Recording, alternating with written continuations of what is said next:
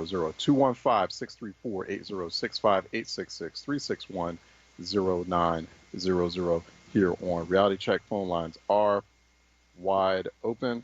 215-634-8065, toll free.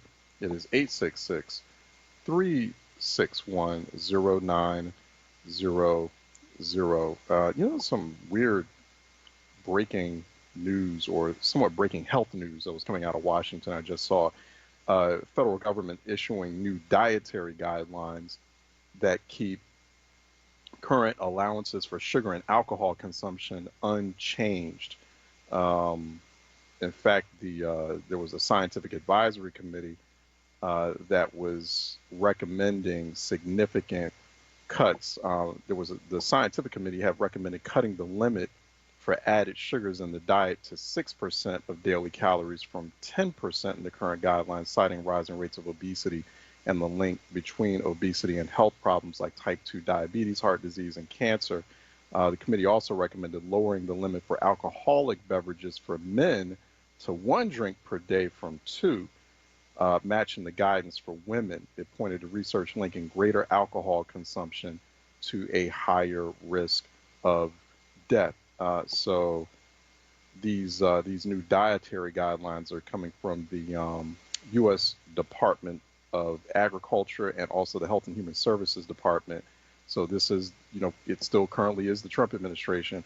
Remember, President-elect Biden will not be inaugurated, will not be the official president until January 20th. He will not be the official president until January 20th. So you're going to continue to see either bizarre or, rather regressive and very rushed policy decisions coming out of the current administration. So why you would not want to reduce sugar and alcohol consumption, why a federal government would even go so far as to recommend not doing so, particularly when we know we know that we consume, as a country, as a collective, we consume a lot of sugar and a lot of alcohol.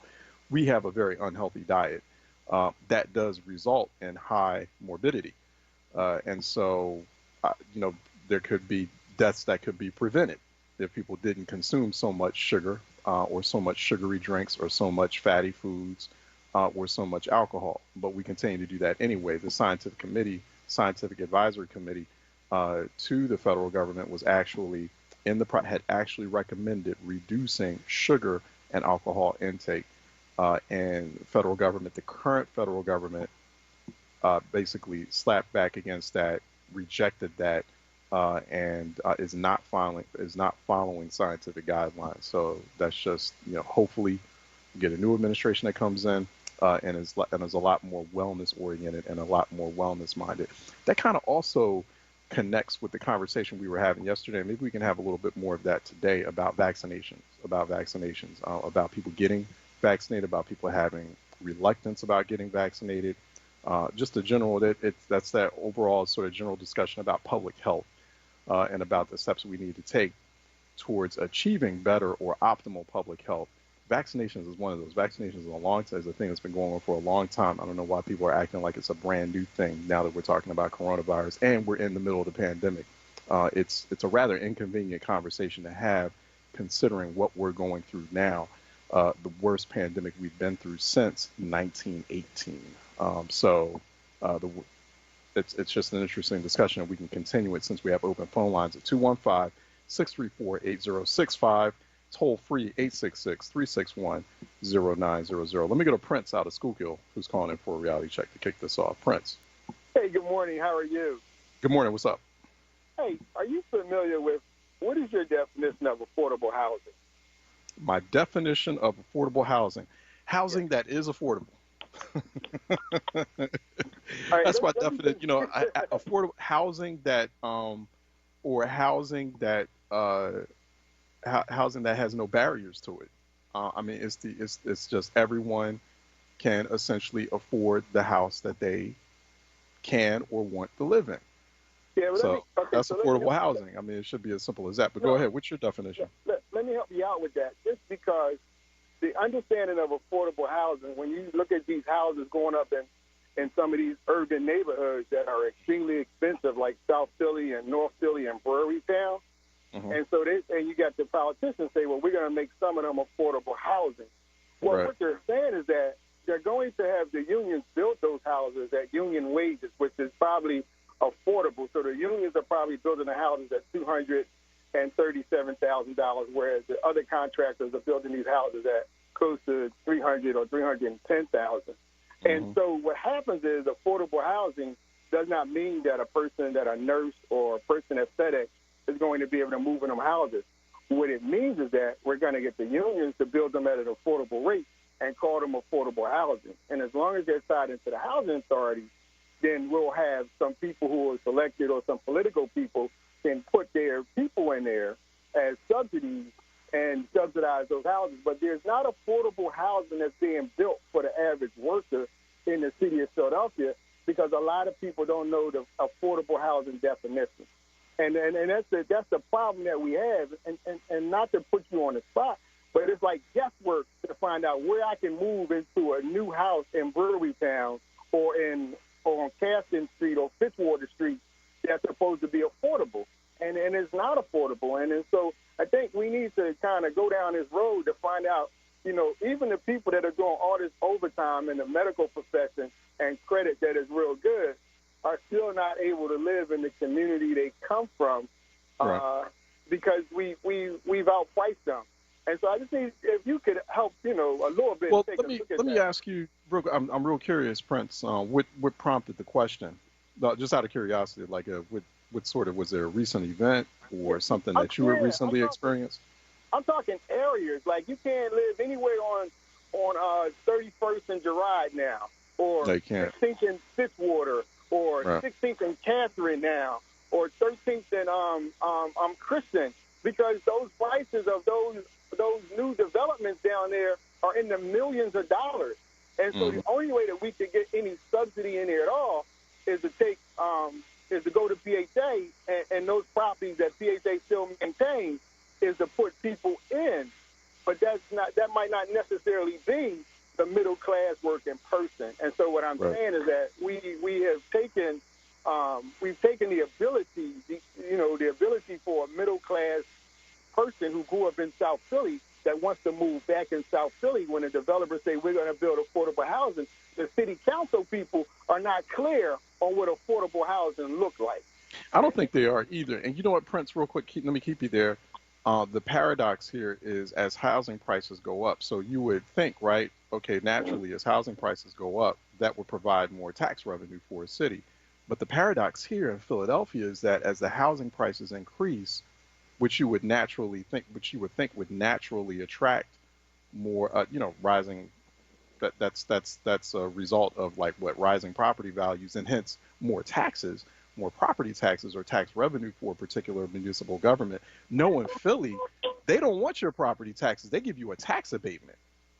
So it's just it's just to me, it's just a bizarre paradox right there. But go ahead, Prince. No, you're hitting the nail on the head with the hammer, because the Terrell Parkers of the world, who when they got in office started talking about this removal of the tax abatement, and then have made some concessions to it, which doesn't. And you're absolutely correct. So how does that make me feel if I went to Temple and I graduated and I got my degrees and I'm a nurse and I'm working all these hours and I want to stay in South Philly and I can't afford a house because the city council people have colluded in which to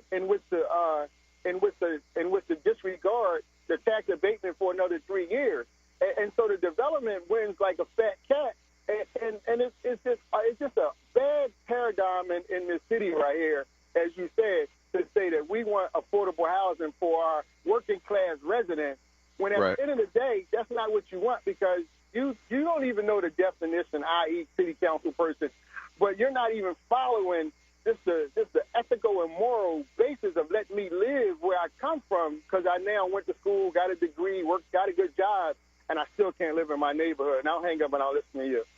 Right. No, it's just fascinating and it's troubling. I do agree with Prince's assessment there. It's just like how city council is not aware of or has no sense of, is not, and this is the mayor too, is not all the city hall. Let's put all the city hall in it. Just the entire municipal bureaucracy and political apparatus that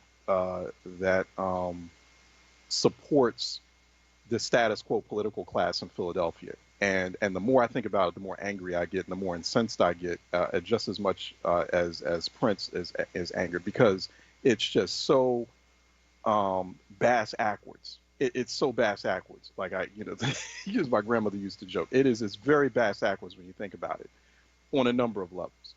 One is, why not find creative ways to support the population that you already have in the city that's trying to stay in the city, as opposed to coming up with these slick, clever, revenue decreasing gimmicks, such as a property tax abatement. A property tax, I cannot understand why the council and the mayor, why Philadelphia city government, why the Philadelphia political class keeps holding on to property tax abatement when the original mission of the property tax abatement, based on my understanding of it, based on these conversations and the debates that took place, and the push for property tax abatement, was to attract more citizens into the city, was to help the city grow.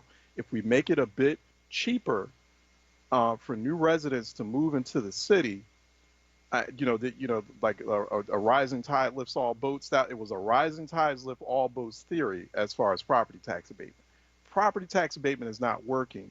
It's not achieving its original mission, because if it was, we would have booming population growth happening in Philly and surpassing that of other competitor cities.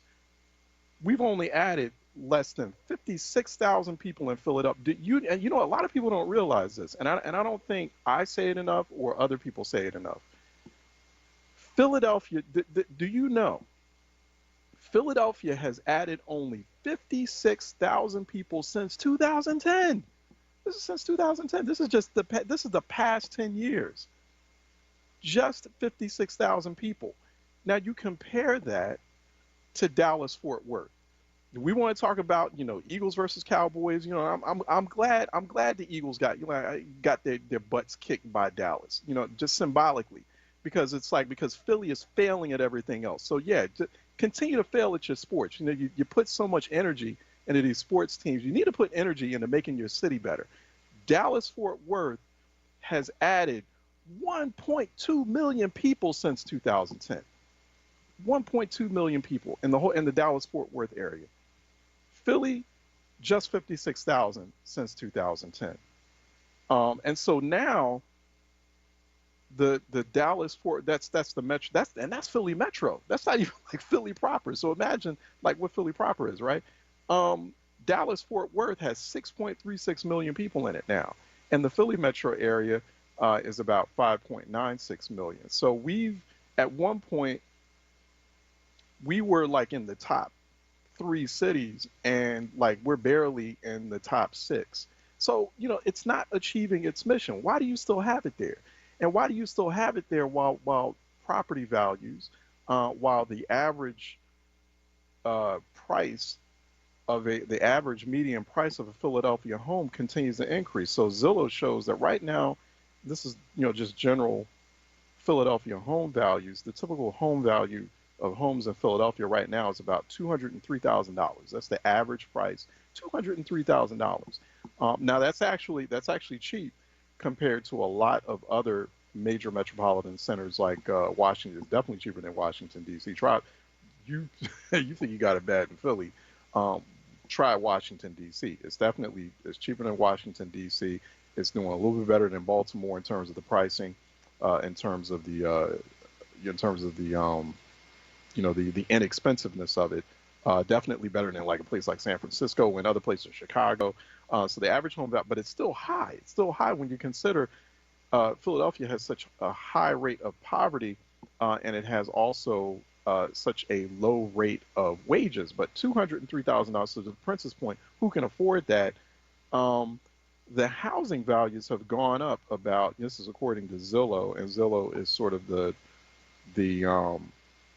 the authority when it comes to real estate or metropolitan real estate and assessing home values. But Zillow says that home values have gone up 10.45% over the past year. And it's predicting that in the next year, home values in Philadelphia will continue to go up by more than 11%. So by the time we hit 2021, the average price of a Philadelphia home will be $234,000. We'll go from $203,000 to $234,000 by the time we get to 2021. And common sense would suggest, it would dictate that if you're going to keep a property, first of all, why would you keep the common sense one, right? If you're going to maintain, why would you maintain a property tax abatement if it's not achieving its original mission of bringing in more residents? Full stop. Why? Like it's it's completely defied its purpose. It's just there now. So I mean, unless you don't want residents living in the city, or you really do, you are making it very known that you only want a certain class and a certain color of people in the city. That's what you're saying. And if you are a city council member who is of the black persuasion, you really need to ask yourself that question, like, what do you really want out of this property tax abatement? Or like, let us ask you, like, what do you really want out of this? Because it's not achieving its original mission. And the other thing too is that, like, if housing prices are going up, then I mean, as a city government who's trying that has to generate revenue, that wants to make money like any other institution or machine, why are you keeping the property tax abatement? You're missing out on all.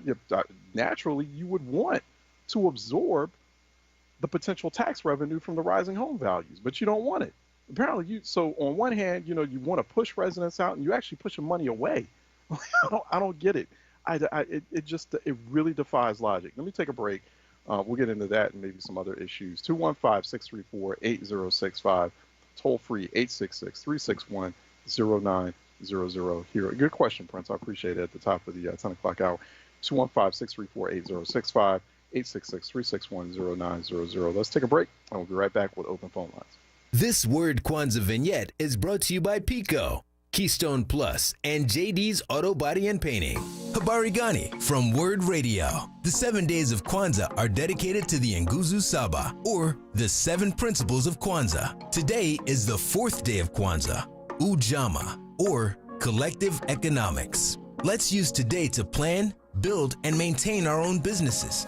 As a family, seek out and support Black-owned businesses, as well as businesses that support your community. If you're a business owner, consider partnerships that you'd like to initiate or cultivate this year. The 4Word Small Business Program is a great way to immediately partner with us and market your company while planning family activities for the year. Build in opportunities for economic and financial education, as well as entrepreneurship and a plan to invest in your community. Today is a great day to start or renew your 4Word membership and continue to strengthen independent Black media. For more information about Kwanzaa, visit wordradio.com. This Word Kwanzaa vignette was brought to you by Pico, powering communities, Keystone Plus, and JD's Auto Body and Painting for all your auto body and detailing needs during this holiday season.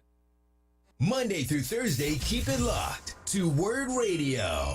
At 6 a.m., start your day with the Power Hour, hosted by Bishop Dwayne Royster and Reverend Mark Kelly Tyler. At 7, it's Wake Up with Word with Solomon Jones. At 10 a.m., it's Reality Check with Charles Ellison. Then at 1 p.m., it's The Source, hosted by Andrea Lawful Sanders on Mondays, Tuesdays, and Thursdays, and the Black Women's Leadership Council on Wednesdays. At 4 p.m., it's Evening Words with Nick Taliaferro. Then at 7, it's Save Space with Sincerely Sarita. At 9 p.m., round up your day with Keeping It Real with the Reverend Al Sharpton. Keep your dial locked to Word Radio, 96.1 FM and 900 AM WURD. Streaming live on wordradio.com and the Word Radio app. Or watch live on Word TV via Facebook and YouTube. Word Radio. Independent Black media. Reality Check with Charles Ellison right now on Word Radio and wordradio.com. All right, welcome back. 215-634-8065, toll free, 866-361-0900. 215-634-8065, toll free, 866-361-0900. Once again, so average median home prices in Philadelphia are just south of $203,000. That specific, exactly, it's $202,985. That's the average price of a home in Philadelphia. Obviously, in certain areas, it's much higher than that, but that's the average price just according to Zillow. Now, the median U.S. existing house price for all home types, and that's single family, townhomes, condominiums, co-ops, was nearly 285,000, and as of May 2020, that's according to the National Association of Realtors. The median sale price for existing homes increased to $295,000, and a little bit over $295,000 in June. So Philly is lower than the average house price for the entire country, but it's still high by Philly standards, by the struggling pockets, by the struggling bank accounts of average Philadelphians who are not making as much money as a lot of other metropolitan areas. So that's why, based on a confluence of very troubling economic indicators in Philadelphia, the last thing you would want to do is to create schemes or gimmicks that draws revenue away from the city or takes revenue away from city services, which is the essence right now of the property tax abatement. Philly is not adding. You want to keep the property tax abatement, but one, you're not really adding any folks into the city. Philly has only added, once again, or the Philly area has only added 56,000 people. No, I'm sorry. No, this is just Philly. No, this is actually Philly proper has only added 56,000 people since 2010. So, that was the whole promise of the Philadelphia tax abatement. You make it really attractive to move in to buy a new house in Philadelphia. That's not happening in a really big way. It might seem like it. Maybe we'll see new numbers for 2020. This is last year's numbers. This is the most recent numbers that we could get just based off census tracts. Maybe we'll see something different as far as 2020 is concerned, because we are seeing a steady stream of folks moving from places like New York City. You're even seeing, speaking of Washington D.C., you're even having people who work in Washington D.C. who are from there realizing they can get cheaper houses in Philly, and they can just commute. I know a few people who live in Philly and they commute back and forth. They commute to D.C. to go to work there. They just hop on the Amtrak. They're probably not doing that now during the pandemic. But it's just the property tax abatement. That scheme, that gimmick, which is draining money, it's taking money away. On the surface, just based on how it works out, and you could try to counsel-splain it away or mayor-splain it away all you want. Is drawing money away from the city, particularly at a time when the city is having issues with various city services, and is dealing with high poverty rates and a number of other problems, and is dealing with a violence rate. So you want to keep the property tax abatement, but you don't want to deal with you don't want to deal with the violence problem.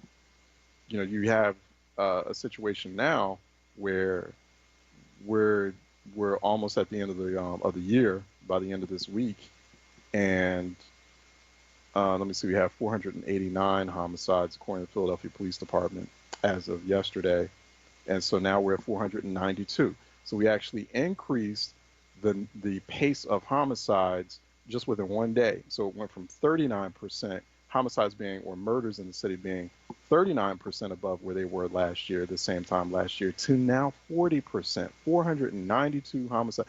It's as if the city of Philadelphia wants to get to 500. It's like, hey, let's break that record.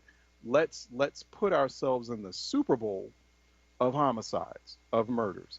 Now let's look at New York. New York is a city of nearly 9 million people. There have been, to date, 437 homicides in New York.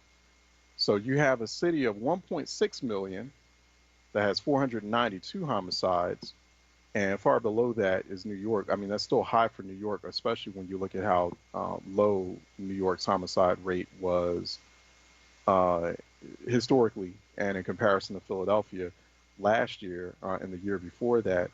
But still, a city of 9 million is doing way better than a city of, you have actually a higher chance of being murdered and being hurt by a gun in a city of 1.6 million than you do in a city of nearly 9 million. In LA, Los Angeles, that population's over 4 million people. And homicides to date, there have been 322 homicides to date. So actually, not only is LA doing better than, I mean, it's a city half the size of New York, but it's obviously doing better than New York. But you would think, okay, well, all right, it's more people, so we're probably going to have more homicides. I get it. We don't want those homicides. We're going to have more homicides. But you see what I'm saying? I mean, something's terribly wrong in Philadelphia, where you have lower homicide rates in cities that are either that are anywhere from 3 times to 9 times its size. Something's terribly wrong with Philly. Something's terribly going wrong in the city to show these kinds of numbers with respect to how the city's hurting, and the priority of the city government, of the city council, is okay, property tax abatement. Let's figure out more creative ways to draw money, draw revenue, especially at a time when we need it the most. Let's figure out some creative, gimmicky ways to draw money away from the city. It defies all logic. So it's something that we'll just have to continue to deal with, and just try to, hopefully a better year in 2021. And also we have to look at this, and we have to unpack this issue for the next spate of mayoral elections and city council elections. So if you don't want that current crop of leadership in there now to keep giving you a property tax abatement, then I suggest Philly do something about its low voter turnout. 215-634-8065, 866-361-0900. Phone lines are open. 215-634-8065. Toll free, it is 866-361-0900. Told you phone lines are wide open. Also, don't forget about the virtual holiday marketplace, the Buy Black virtual holiday marketplace, wurdradio.com/marketplace. Also, wordworks.com/marketplace. Don't forget, you can buy black during this holiday season. We are in the midst of Kwanzaa. So continue to celebrate the 7 principles of Kwanzaa, the Nguzo Saba. And you can do so by supporting black businesses in and around Philadelphia by buying black and going to the holiday marketplace. 215-634-8065, toll free. It is 866-361-0900.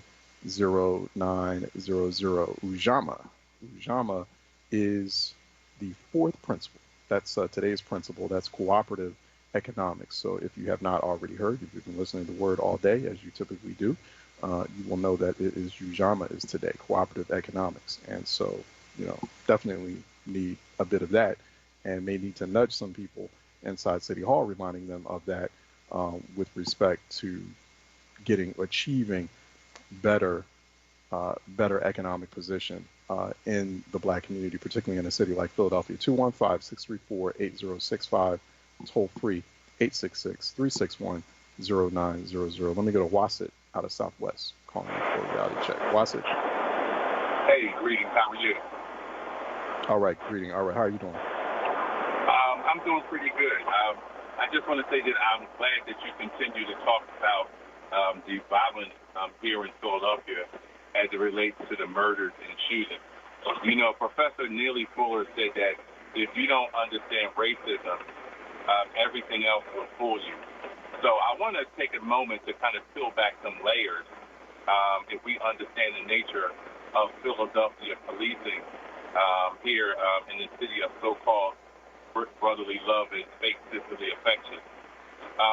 The reality, and I hope that, we continue to address this issue and topic, is that what's happening is that the policing is ineffective on purpose. When you're going to black communities and the black communities are being policed by young white police officers, you can drive up in any North Philadelphia, West Philadelphia, Southwest. I live in Southwest Philadelphia. Every time you see a young black person or whoever pulls over, it's two white police officers that are getting out of their car addressing certain issues. I would argue that if you were to, again, peel back the layers of the numbers of these individuals who are committing the shootings and who are committing the murders, they are predominantly people of African descent. This white police department with these white police officers who patrol our neighborhoods, they have no interest in resolving any of these crimes or murders because it don't affect them. You have the city council, you have the mayor, they're all but, and you mentioned it, they all are but silent on this issue. And why? Their children and their families don't live in the neighborhood. Their children and families don't go to the same school. So guess what? As much as they might try to say otherwise, they do not care.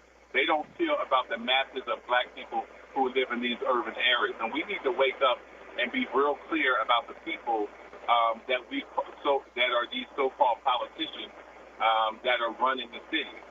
Because and I'll just close with this, and I appreciate the time. Ask yourself, who benefits? Who are the people who benefit from the murders, from the displacement, and all of the things that happen, the chaos? The developers and the gentrifiers who come into our community, they are the individuals who benefit. So we need to, in my opinion, we need to run out, all of the politicians who do not serve our best interests. Again, I appreciate your time for staying on this issue because I know it's not. And that racist FOP in terms of its leadership, that needs to go as well. So, again, thank you so much. Yeah. No, I mean, FOP leadership does need to go. I'm kind of amazed that there hasn't been like a huge movement of black police officers who are members of the Fraternal Order of Police in Philadelphia. They need to start asking themselves about that en masse. I know that some of them have had issues with the leadership or are asking those questions, but I'm just surprised that there hasn't been like a huge movement to detach themselves from the Fraternal Order of Police and to really get into either a serious conversation about. I mean, I'm not sure. I think that there was. There was, I guess, the Guardian Civic League was supposed to be sort of like that replacement, sort of that black police union. It really wasn't so much a union. I don't know. It's kind of defunct at the moment, but we need to revive those discussions.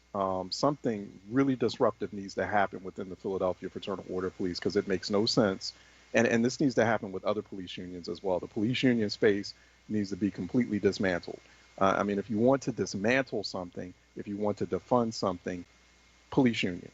That's what you want to. That's what you want to take care of. And that conversation is not taking place on a mass scale because we're not thinking. We're getting caught up in the moment and getting caught up in certain types of phrases and slogans and whatnot.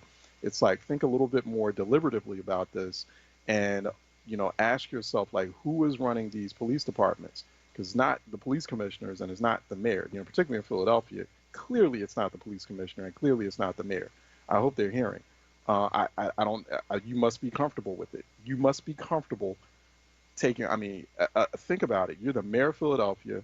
The buck's supposed to stop with you. You're supposed to be the king of the city, and you're letting a non-civil servant. You're letting a non-public employee. You're letting someone from a union tell you what to do about police work. And the commissioner too. You're okay with that?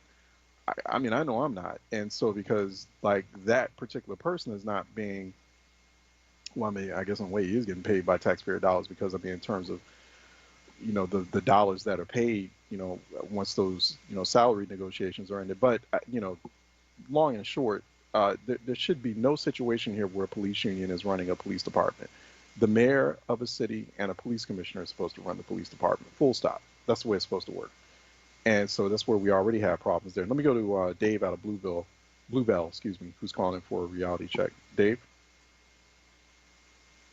Oh, I'm sorry. Let me take a break, and then Dave will go to you. Let's take a quick break, and phone lines are open here on Reality Check 96.1 FM 900 AM, WURDradio.com, Wurd TV, Wurd app. Stay tuned. We'll be right back.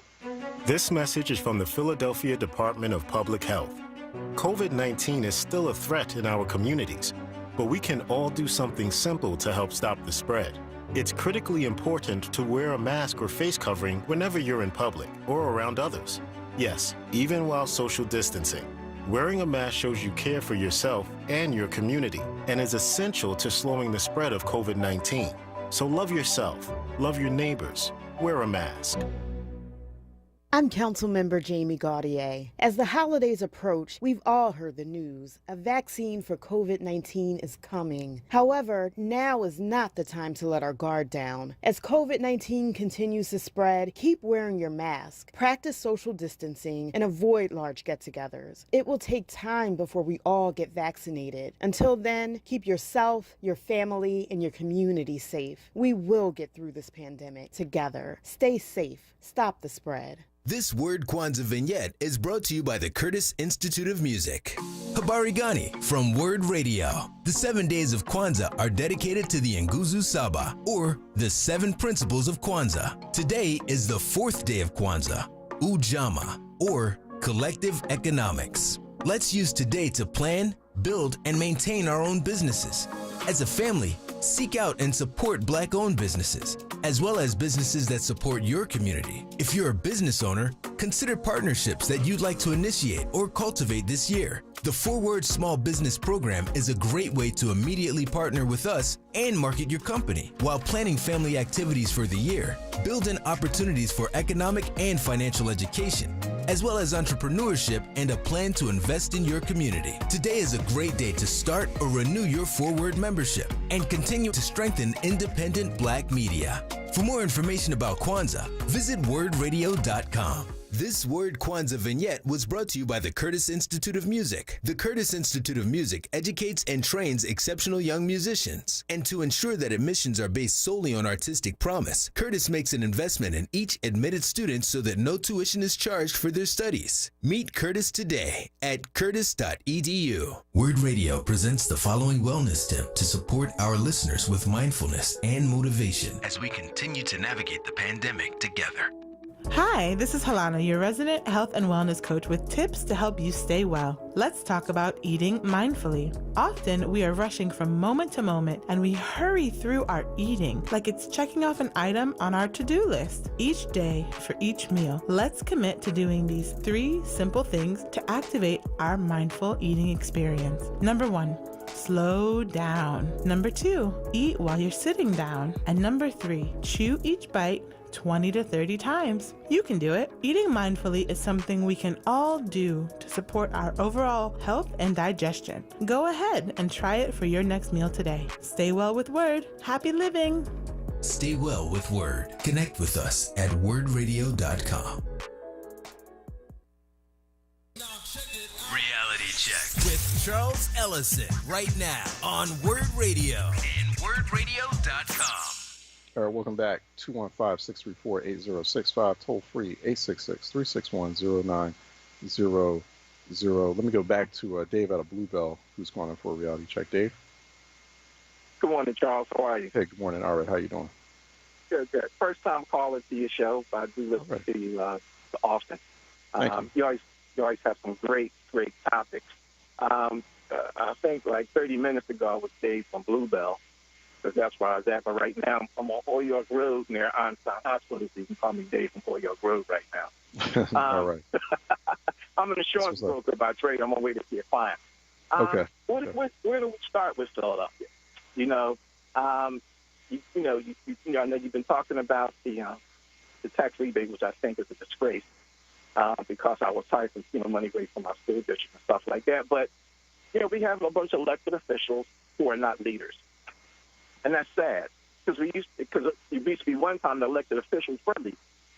I guess when you're in the pocket of the building trades and other special interests, that the interests of the people of Philadelphia are like on the back burner. And unfortunately, A lot of people in Philadelphia don't listen to URD. They don't know what's going on.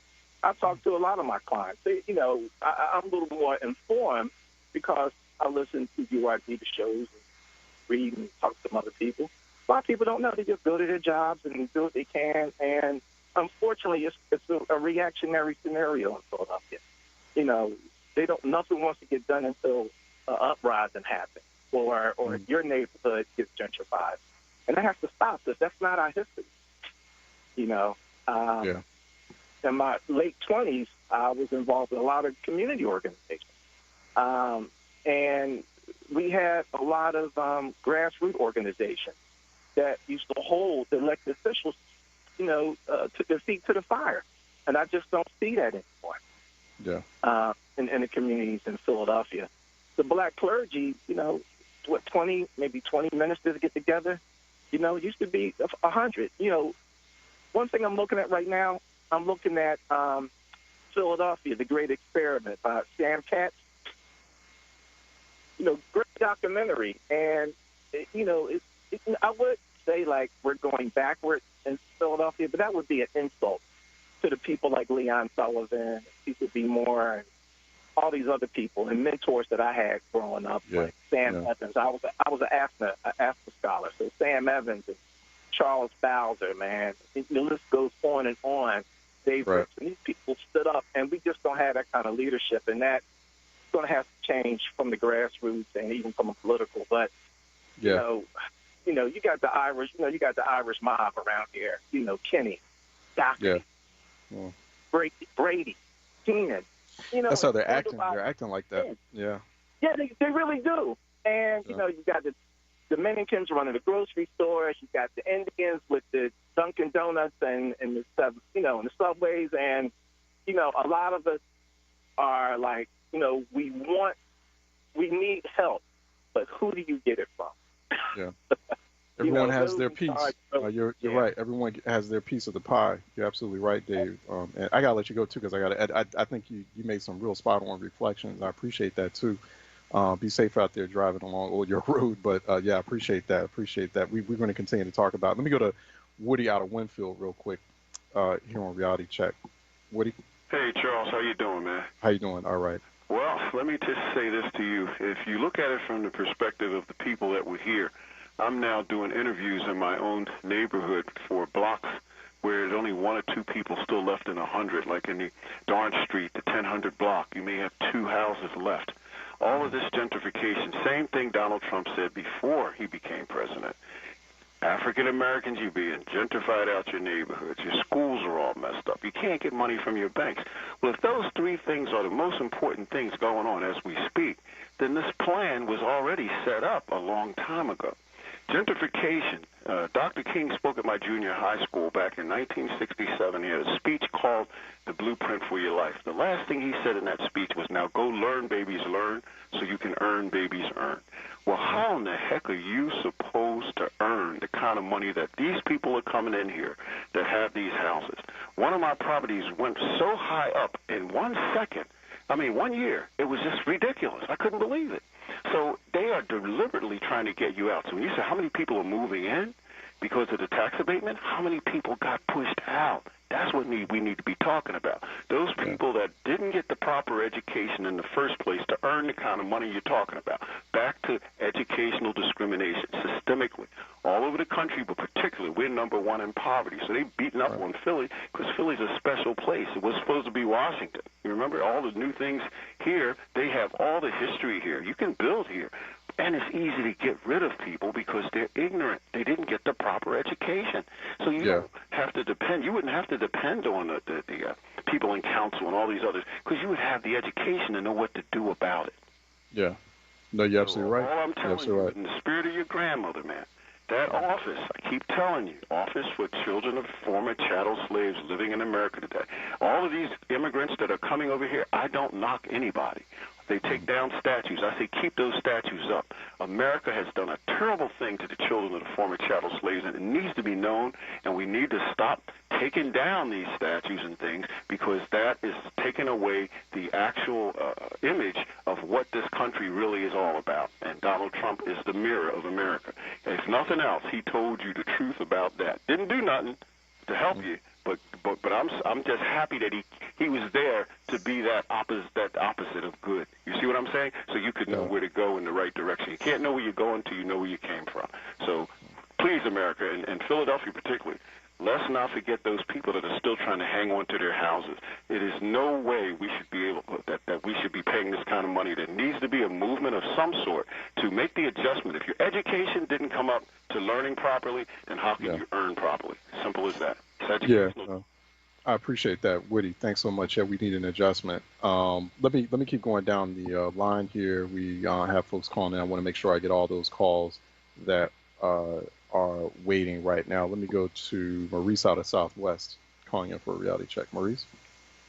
I have to ditto everything that Woody said. But see, I've been telling you for years since you've been on, Charles, that what our elected black officials been doing to us. And I know it sounds like, oh, this guy got a gripe. But everything I said is true. Gentrification and crime go together. I don't understand why people don't understand that. If some white people was getting killed, you see crime being solved. Nobody white's getting killed. Can you name the last time a white person that you heard got killed? No. In the areas that they move in our neighborhoods that they take over, like up on 29th and Girard and other areas around the city, they're gated areas. Let me walk through there with a suit on. Somebody gonna pull me over. Yo, what you doing over here? You live over here? But see, we don't know the law. That's the problem. If we knew the law, we knew the we knew the amendments, and we knew the code of ethics of police officers, we could fight back. But all we know how to do is get mad, curse, say something that's just going to incriminate us, and now we're in jail. We don't even know what we're in jail for. And it's not even legal what we're in jail for, but because we don't know, they do this to us. Now listen, you talk about, Woody was talking about they don't have the money to banks now. The government has sent money to Philadelphia to help people during this crisis, and our state senators, our state representatives have left money on the table. We've been talking about it last week. They know all about this money, but the average person walking around has no idea that they could be relieved of some of this pressure. Right. And wait a minute, and he's doing, and the clergy have sold us out. Where is the black clergy? Where are they? And certainly not the ones that come on this station, because they're all false prophets.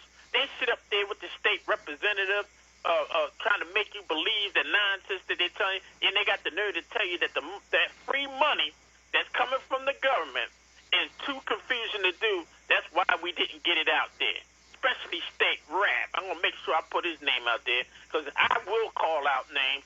Senator Hughes, Washington, Williams, all them guys can help the black community, but all they want to do is come on here and show out and take selfies. I'm so tired of the nonsense. The crime is ridiculous because they want it to be that way. You go to those neighborhoods that used to be what we used to call the real deep ghetto down there on Spring Garden and down there under the L. People living down there got money now. Oh, where's all those black people that live down there? Where are they? I hear you. I hear you, Maurice. Let me. I'm gonna let you go, but no, I appreciate that. I like those thoughts. Let me go to Patrick out of Kensington before we move on to the next break. Patrick. Hey, Charles. How you doing? How you doing? Good. We'll echo the just lack of the ability to read will always make it so if you go to court, you're going to be in a bad position. Right.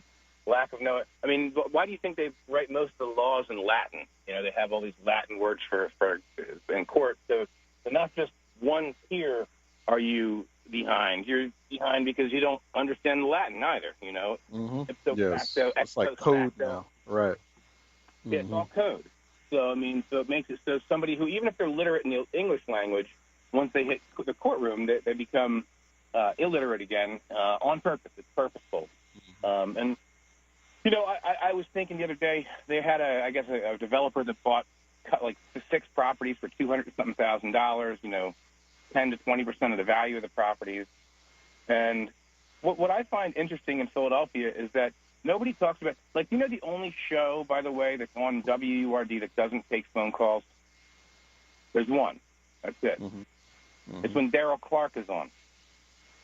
He's the only person that has a show that refuses to take calls from the callers. If that doesn't tell you a lot, I mean, what is councilmatic prerogative, Charles? What is it? Yeah. You know? Yeah. Do you know Yeah, what it is? I hear you. It's an unwritten rule, right? Yeah. It's not on the books. It's not in the charter. These people are like Bobby Brown. You know, it's my prerogative. They just do whatever the hell they want. And then it's also the only city that doesn't have open public comments during the meetings. So you can't hold them accountable. Look, Well, they do have. There are. They have Open testimony. No, public comments do happen during the committee sessions. I mean, when you hear that, that's like, especially when people know. Maybe I would say more people need to know about that.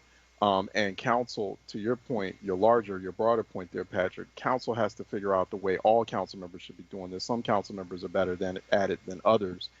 They need to figure out a way to make sure that they're having consistent connection with their constituents. That has to be a consistent thing, making themselves more accessible to their constituents. And that has to happen more, not just with city council folks, with local elected officials and with state elected officials as well.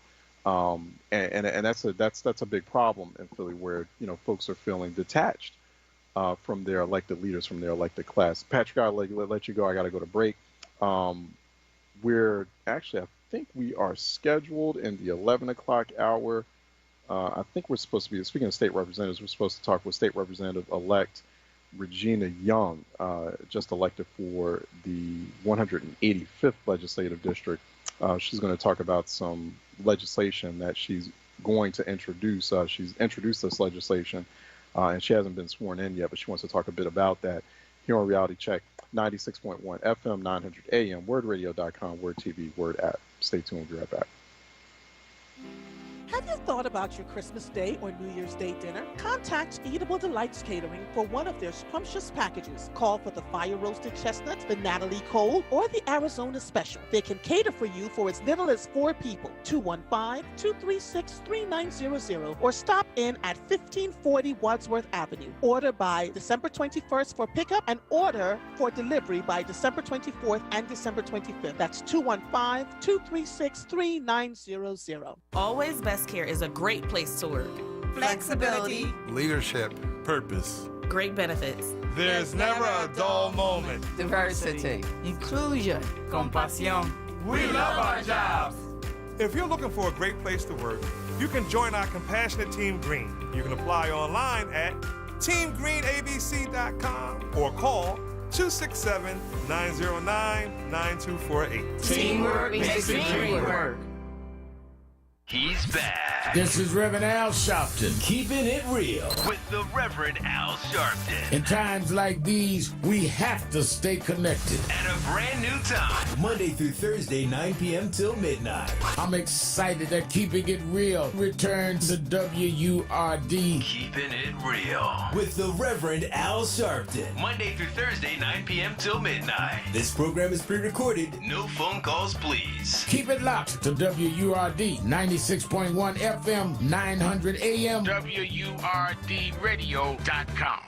Want the latest in Word swag? Check out the shop tab on WURDradio.com. Hoodies, tees, and more in a variety of colors. The shop tab on WURDradio.com. Show the world that you're all about black. Talk media. Habari Gani. It's the 4th day of Kwanzaa. Today's principle is Ujamaa, or cooperative economics. So light that center red candle and stay tuned. This is Wurd Radio, 96.1 FM and 900 AM WURD Philadelphia. Streaming live on WURDradio.com, the Wurd Radio app, or watch live on Wurd TV via Facebook and YouTube. Wurd Radio. Independent black media. Reality Check with Charles Ellison right now on Wurd Radio and WURDradio.com. All right, welcome back to Reality Check 96.1 FM, 900 AM, WURDradio.com, Wurd TV, Wurd app. Joining us now is State Representative-elect Regina Young. She's joining us now by Skype here on Wurd TV. She represents the 185th Legislative District, 185th Legislative District. That's parts of Philadelphia and Delaware counties. Is that correct, Representative-elect? Right. Okay. So, and actually, you had bested longtime incumbent, to my understanding, in the Democratic primary earlier this year. You had bested longtime incumbent State Representative Maria Donatucci, and so now we have Representative-elect Young join us now, gearing up for being sworn in weeks from now in the Pennsylvania State Legislature. She joins us here on Reality Check. And happy holidays to you, by the way, too. Happy Kwanzaa. How's everything? Everything's going well. Point of correction, it's exactly 1 week from today is when I'll be sworn in. That's right. That's right. January 5th. It's not weeks away. It is now, we just have a week to go. 1 week to go. Thank you. I'm off on my time. I appreciate the correction. So, and you're quite busy ahead of that. You're looking at introducing a whole array of passable legislation before you're even sworn in. You've already kind of made a real big kind of jump on that. You have about 9 bills that you're looking at introducing once that process has taken place. Talk about, if you could give us an overview of what those 9 bills are focused on, Representative-elect. So if I had to, I guess, combine all the bills, it is related to workforce and children. So that's really where my passion and my interest really lies, and really strengthening the economic value that we should have in our great state, but also understanding that children and our students and our educational systems need the tools to be ensured that they can be successful, whatever their career path take them. So there's 9, but it really does fold out into student improvement, education, and workforce. How do you feel, before we kind of get into some of the details about those bills, those specific bills, and some of these bills that you've introduced are versions of past bills from previous representatives, from previous legislators. You know, you're looking at ways to sort of modify them or strengthen what was being introduced. But how do you feel the state can be more supportive of those goals, of that type of mission, but particularly in a time when the state is under a lot of fiscal duress, right? Because you're going to have your colleagues, other legislators in the General Assembly will say, oh, hey, you know what, workforce development is great, but you know what, and the governor will say, but the Commonwealth right now, Representative, it's tight for money because of pandemic. I mean, so how do you maneuver around that? How do you respond to it? It's been a lot going on, and I'm not sworn in yet, as you know, but I'm really trying to learn the lay of the land. As a community organizer, I do look at this work from a specific lens. I'm learning how to navigate through the political waters, and so I do rely on my colleagues to better inform me on how we can still get what we're needing without the community going without. So if I have to give you a quick answer, I'm still learning. I do believe in the old school saying, nothing beats a failure but a try. So I'm trying it, and I'm working with others to see how far we can take this. But I do believe, we have to try. We have to try to figure out some answers, because the people need what they need. And now I'm in a position that I believe I can help them. So that's what I'm going to do. And you were talking about just now a moment ago how your background is in community organizing, and then you're looking at this focus on education. There's a lot of emphasis on education, on figuring out ways to improve the education, because we've got a serious education problem, particularly when you look at Philadelphia County.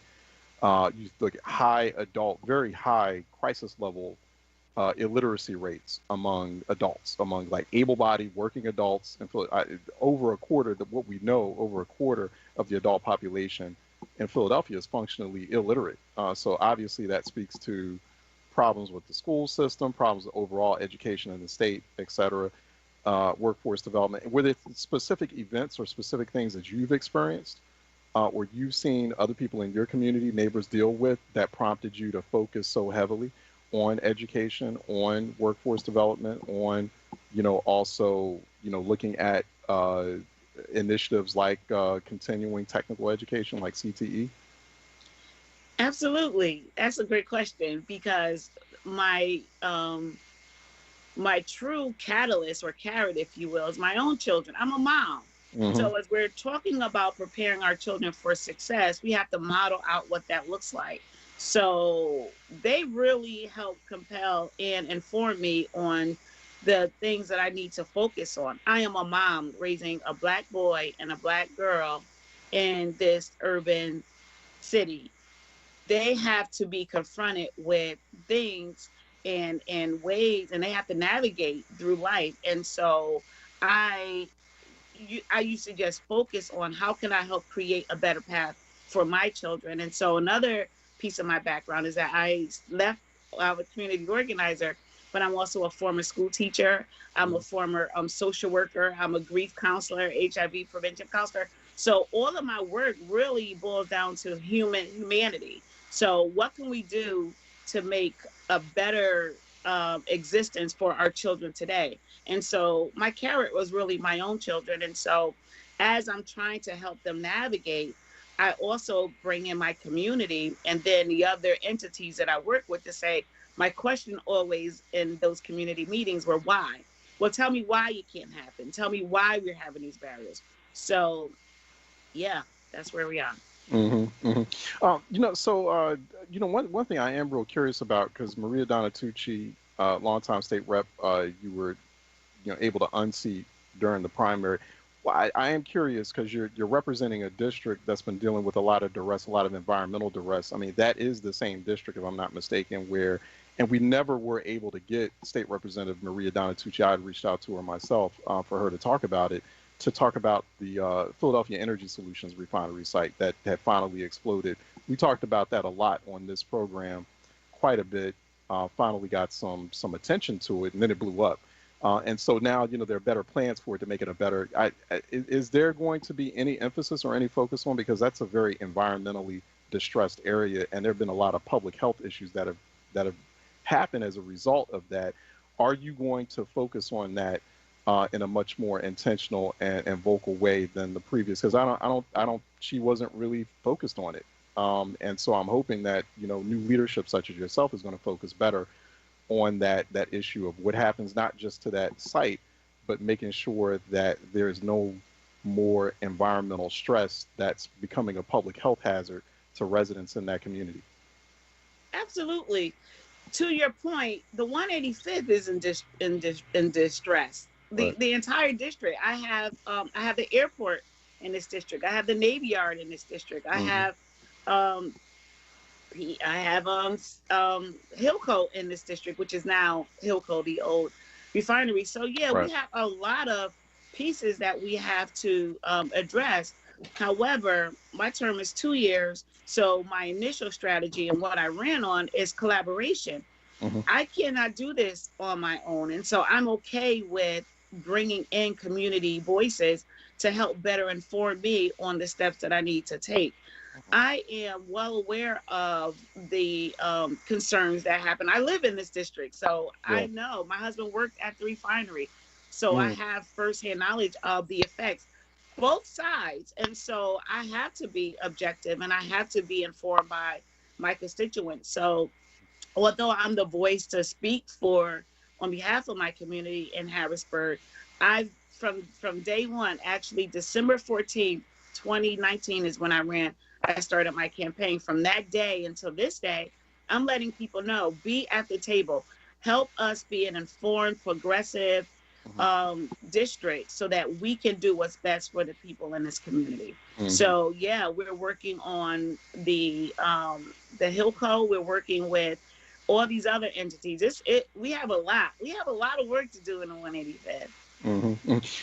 Going back to some of those bills, because let's get into the details of that. And so, thank you for that, because I'm hoping that, there'll be a lot more collaboration with, and trying to kind of get everybody on the same page about, okay, well, how do we take sites like Philadelphia Energy Solutions refinery, and how do we ensure that this doesn't happen again, where it's like generations of just this very toxic, polluting place that's endangering the health of residents. And we still don't have a sense. I mean, is that something that you would be open to, where the state is doing an assessment? Because the city doesn't seem to have any interest in kind of getting a sense of, like, well, how many people got sick over so many years and generations as a result of that refinery site, or even from like the pollution from the airport, or a combination thereof. So, I mean, is that something that you think the state could be doing?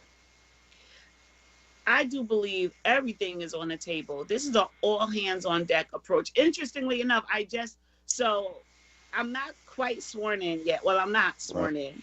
However, I have been sending out, setting up various meetings, and my meetings are structured in a way where I'm not just talking to my colleagues at the state level, but I'm also bringing community organizers.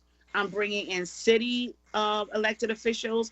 I'm bringing in families, students, parents. I'm bringing people at the table to help us get an overall view on what's the best way to address the things that we need to address. There is no one size fit all, and there's not just one lane. So again, I need to be informed on how we can advocate for what is going to be better for everyone in our community. And so to your question, absolutely. I'm an advocate at heart. So that's the plan. So that you've introduced about 9 bills, and I want to get into some of the details of these. You talk about school closures, a bill creating a process for closing school buildings, and I take it that stems from your experience as a former educator, a former teacher. Talk about that, how you also link that up with other bills that you're presenting or introducing regarding education funding. For example, education funding is also, you want equity in education funding. So how are all those bills all interconnected?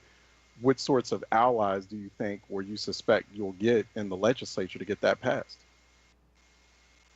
I'm still trying to figure that out, actually. I will say, since I've introduced the bills, there have been some co-sponsors, so people are interested. And to be honest, the ones that you mentioned, most of them, they are being reintroduced. One specifically is being reintroduced by my predecessor actually introduced it, Donna Tucci. Right. And I just added language to it that I believe was necessary, which is, if we're talking about closing a school, then some things are inevitable, because again, you have to look at the bigger picture and weigh everything out.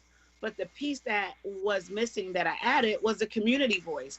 The community is usually the last people who hear about a major anchor such as a school actually closing. So why not introduce it? Why not make it a checkpoint for everybody to be involved in the conversation? Because you just never know how you're able to get the support you need to keep that anchor in that community. So my approach is really on collaboration. I'm new to Harrisburg. I'm new to this world. However, I'm still the same Regina, which is I will advocate and I will ask about what is it that I can do to ensure that we get what we need. So I can't point out who yet, but I believe it's going to be successful. So this might be a tough question here, and have you been hearing this from folks who are watching your trajectory at the moment, like before you get sworn in and you're introducing these bills? But are you afraid of, or are you nervous about biting off more than you can chew before getting sworn in? Because you have 9 bills here, and these are ambitious, but you still, you said it yourself moments ago, you still have a learning curve. There's still a lot of things that you don't know about yet, that you're not familiar with. You're going to be leaning on a lot of your colleagues, particularly from the Philly area delegation, to help you along with that. So do you feel, I wonder about that, and I wonder if anyone's sort of pointing that out. Is it a wise move to introduce this many bills and you haven't been sworn in yet? Good question. So, you know what? I will ordinarily say, yes, that's probably ambitious. However, if you look at the lane of each of these bills, they're all in line. They're streamlined. It's education is workforce. So how can we talk about education and empowering our students without preparing them and giving them access to the necessary training tools so they can learn, so they can be employable, or they can be entrepreneurs? I do see this as a singular lens simply because if we are not paying close enough attention to creating a space for our children to learn in an equitable and equal way, so they can get the tools they need to be adults who can actually make a living and start a career path, we got to stop operating in silos. Now, I will say, if it was, let's say, education, and I know police reform is a big topic right now, as it should be, but that's not my lane. My lane is, this is what I know I can speak well to, even though I'm new to legislation. I'm not new to community. I'm not new to what happens in the educational system. I'm not new to what the parent struggles look like. So I can speak to those particular pieces eloquently because that's something that I've been working on for years. Other pieces, I'm gonna have to do more training, but I know this piece.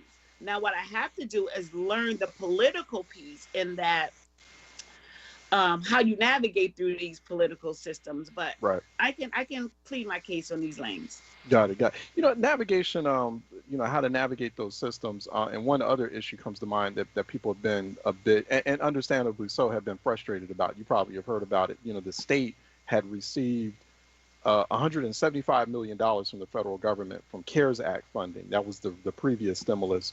And that money was supposed to be used for rental assistance and mortgage relief. 62% of those funds have been unused thus far. That was money that was authorized way back in the summer. And so, and struggling Philadelphians or people in your district have not received that money yet for things like, $750 in rental assistance and also mortgage relief. It seems like, and there's a common theme that I'm hearing from a lot of people who are calling into this program and complaining about that. One, they want to feel like their representatives, their state representatives, know about these programs and know how to connect their constituents to those programs when that money's available. And they feel like this is the common complaint I'm hearing, that fellow residents in some of the whiter sections of the city have been getting access to those dollars. Black residents have not. So what would you be doing differently to ensure that that you're helping your constituents access special services and special funds, particularly in the middle of a pandemic when everyone's going through so much economic pain? How would you run things differently in your office and ensure that your staff is being more responsive?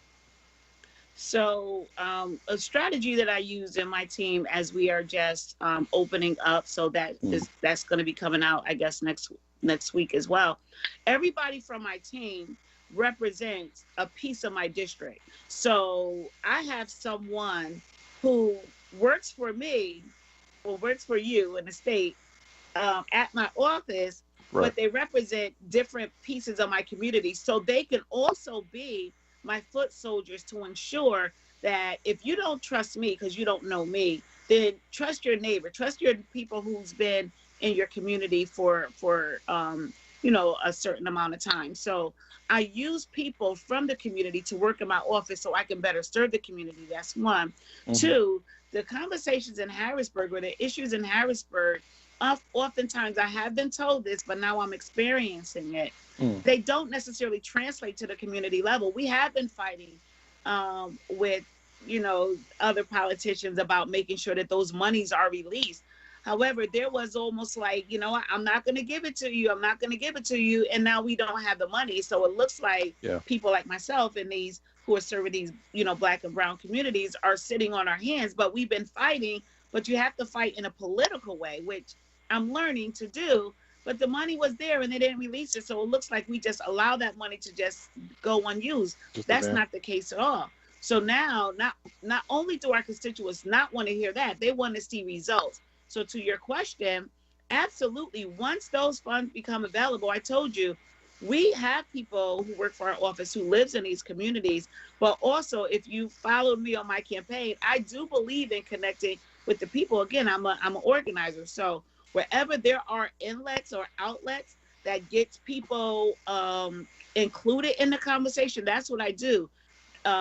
We go to grocery stores handing out information. We go everywhere because I do believe that people need to have what they need to have. So social media is an outlet that I know I use heavily. And again, neighborly contact. People are sick of being in the house. Now, I'm not advocating for people to go canvassing, but when you're on your walk and you're on your block, you pass your neighbor's house, share with them the news, share with them this information so they can know how to contact us. So it's all little intricate ways and intimate ways that we can still touch the people. And the reason why I know I'm forward conscious about that, simply because I make myself accessible. I live, shop, eat, and work in this community. So I can't afford to not be able to grant people access when I see them every day. I am real curious too. I got you for a couple more minutes, Representative-elect. What your relationship will be like, or if you started to connect with some of your other future colleagues. They'll be your colleagues, your official colleagues in a week. Other people from the Philadelphia area delegation, other state representatives, other state senators as well, and people, just to kind of once again note.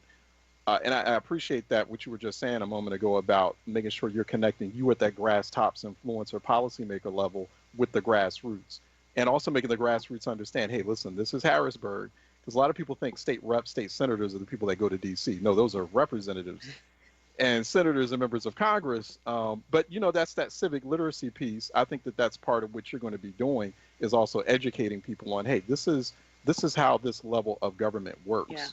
Yeah. This is what this is, and I think we need more and more of that. But have you started kind of reaching out, or have you started having conversations with other people from the Philly area delegation of state reps and state senators?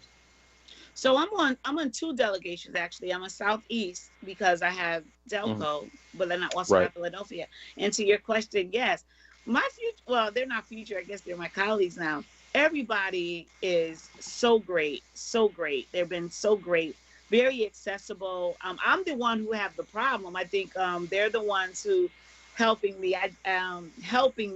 navigate. I keep using that word because it's real. It's a real word for me. The way I operate as a community organizer, I have to operate different as a politician.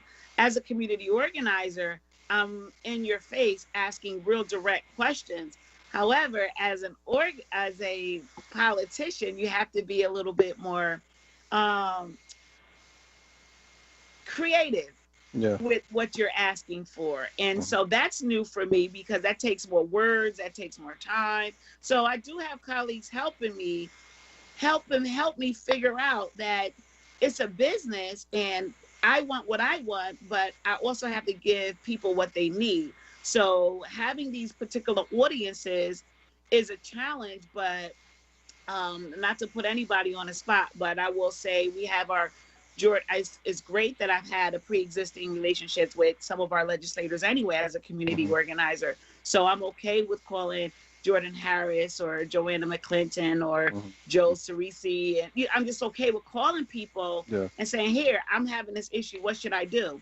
And they're okay with telling me because from an authentic voice, and they know my work in the community, they know that my passion and my efforts are real and I don't have a hidden agenda. So they're okay with saying, Regina, slow down or think about this or try this. And I'm open to that. Even on the state level, Senator Williams, Cherie Street, people are accessible. And I appreciate that because I do learn, and this is just in my community lane, people don't have to do anything for you. So any effort that they put in you, we should embrace that. And I think far too often people put expectations on relationships. I don't put expectations on relationships. That's why I'm grateful when people are offering support. I'm grateful when people are partnering with me on things because people don't have to. I don't put expectations on titles. I put expectations on character. So whatever your character is showing me, that's what I'm going to align with. All right. That's a good philosophy, a good governing philosophy.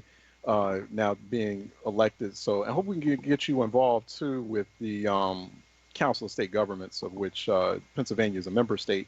Well, the Eastern Regional Conference, at least, because your other colleagues are. So, and you could probably get a lot of great information and some great intelligence. So that's something we can talk offline about. But congratulations to you, State Representative-elect Regina Young, representing the 185th Legislative District. So at the moment, I don't think, you don't have your website set up yet, but it'll probably be something like pahouse.com/Regina Young. Actually, yeah, it's set up. I have my social media page. So I have the rep Rep Regina Young. Facebook, I have Rep Regina Young. Twitter, and Okay. my website is set up, and my page is up. And today's Tuesday, so by the end of this week or the beginning of next week, you will get another big announcement because we will be announcing our locations. We were setting up our offices, so we move around a lot. We are a very hands-on administration at TM Young. Got it. I see it now. It's pahouse.com/young. Simple, yeah, it's the website. So for those who are in the 185th legislative district, and if you didn't know, you know now. You have a new state representative. Her name is Regina Young. Go to pahouse.com/young for more information there, and to also catch up on updates about offices opening, etc. So appreciate you, Representative-elect. Thanks so much. And I'm looking forward to having you on very often. So we love talking to the state legislators. So we just try to make people more aware of that. So continue to work, doing the work that you're doing, and good luck to you. And so I'm sure we'll be seeing you on the other side of the new year. Thank you so much. You too. Thank you. All right. Take care. Okay, let's take a break. And when we come back on the other side, I believe we have Batya Ungar-Sargon. She's the opinion editor with the Wurd magazine. Just getting into a national segment, talking about national issues, especially what's going on in D.C. There's some more wrangling over direct stimulus payments to Americans. So House Democrats taking advantage of that proposal, that earlier proposal that sort of gummed things up or temporarily put things on hold with the $900 billion stimulus bill because of Donald Trump's proposal for $2,000 stimulus payments. House Democrats been taking them up on that, including some Senate Democrats.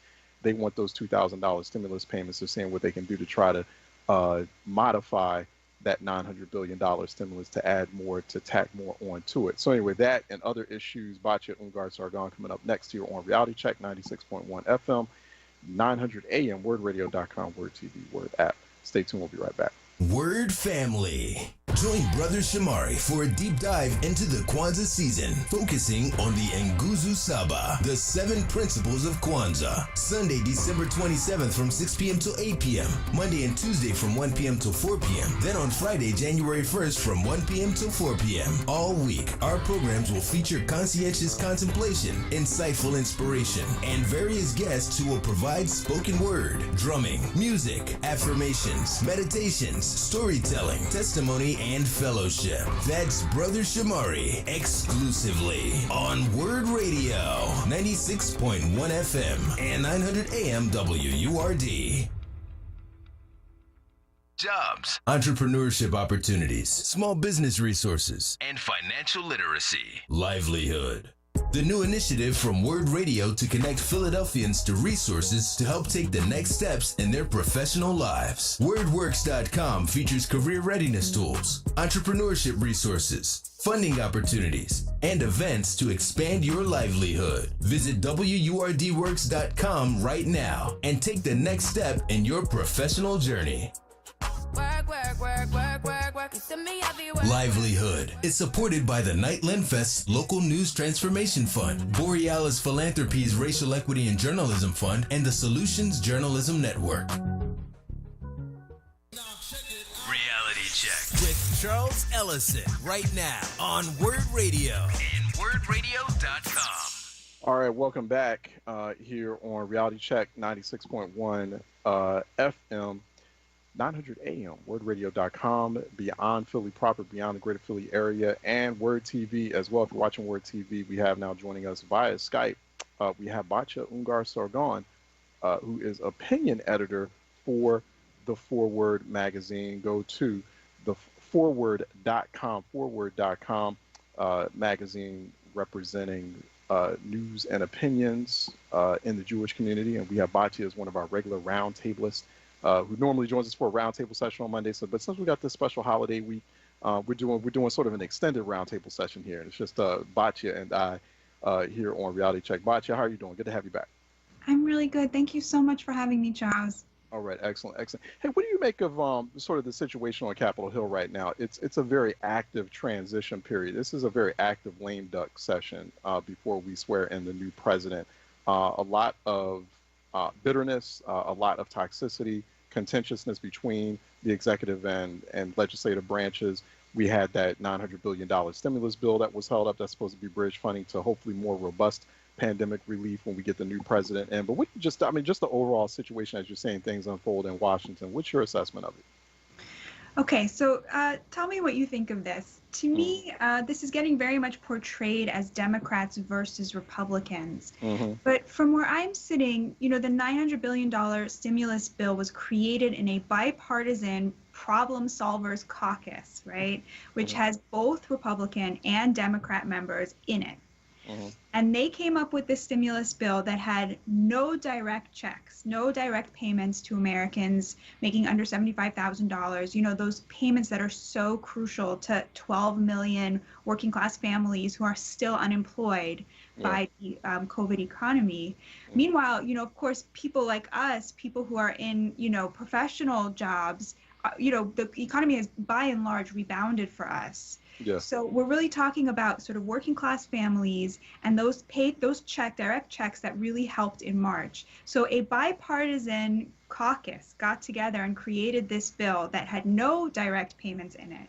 And the people who stood up and said no to that initially were Senator Bernie Sanders, a Democrat, and Senator Josh Hawley, who's a Republican. The two of them got together and said, we are not going to allow anything to go through that doesn't have direct payments to Americans. That's right.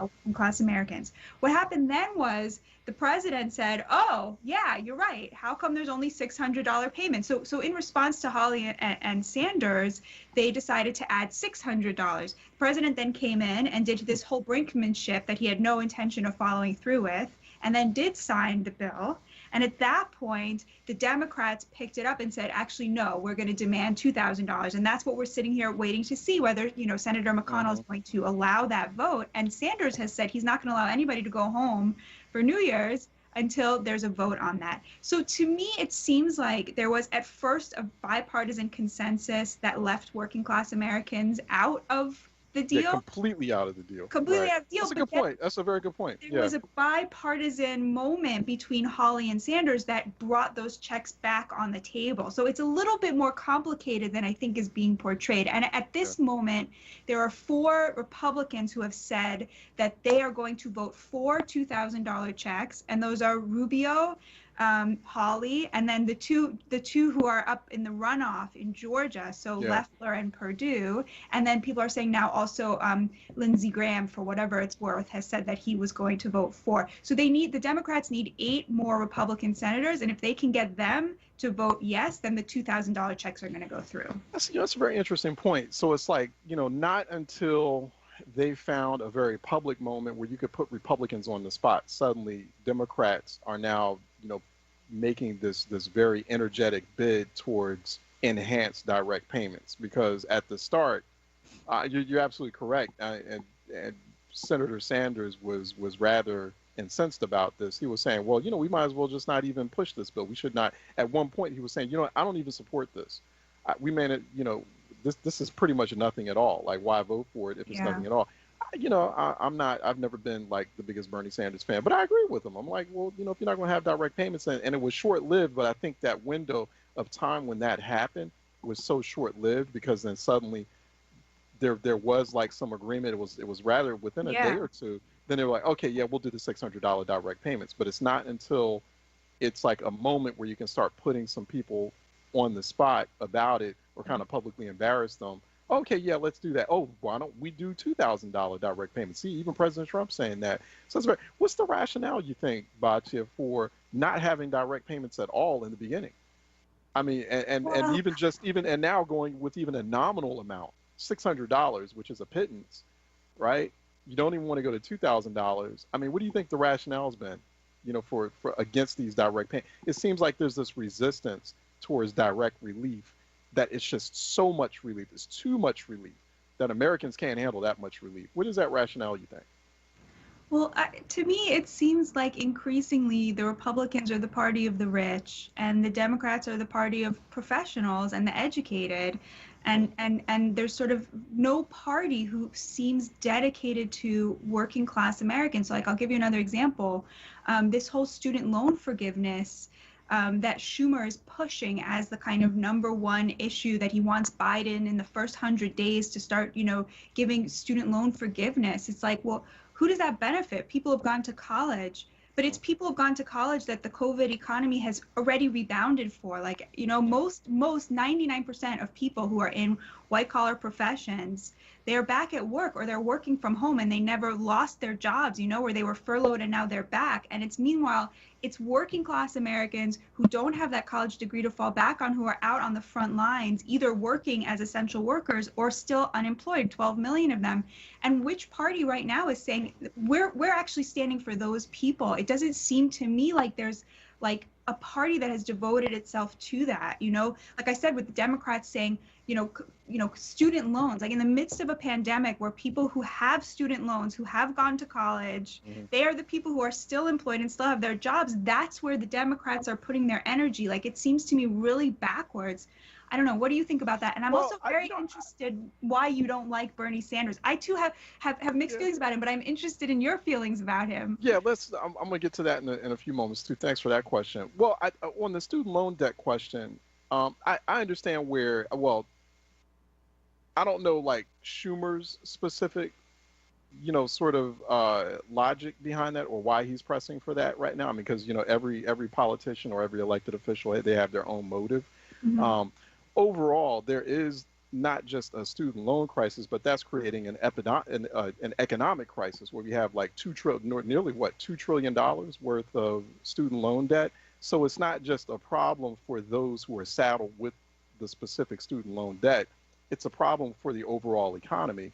I mean, if you're in sort of a standard average middle class neighborhood where it's a mix of people who have college degrees and maybe some people who don't, the people who don't have college degrees, they stand as much to lose as the people who are saddled with student loan debt who are middle class in that same neighborhood, because then that's a drag on that local economy, on that community, when you have suddenly, because they have such heavy student loan burdens, they suddenly can't handle their household finances. They suddenly can't afford the house they live in. That increases the chance for things like foreclosure, or that increases the chance for them to have lower credit. We also have a situation here where a disproportionate number of the people who are saddled with student loan debt or who are struggling from it are people of color, are Black people. Black people are the most disproportionately burdened by student loan debt. So, which, you know, we've been sort of avoiding this question of rising student loan debt, which has been a problem for a while and has been a drag on the economy. Because there's just so much GDP that we're already missing out on as a country because of student loan debt. But we've been avoiding this conversation, though, Bachi, wouldn't you think? Because for the most part, it's been something that's been disproportionately burdening Black and brown people. Now we have a convergence of interest or a convergence of burden, where now like white middle class professionals are dealing with it too. And they're like, hey, you know what? You guys got to do something about this quick. Like, I've noticed the transition in that conversation, because we're struggling from this too. So I think that we're kind of headed in the right direction. There's a reckoning that's happening. There's something really destructive that's about to happen to the economy outside the destructiveness that's already happening as a result of pandemic because of the student loan debt. That's a lot. Nearly $2 trillion of overall GDP. That's a significant chunk of the economy that's under strain right now. So I guess what I would say to that is, to me, there's two very separate classes of people who have student loans.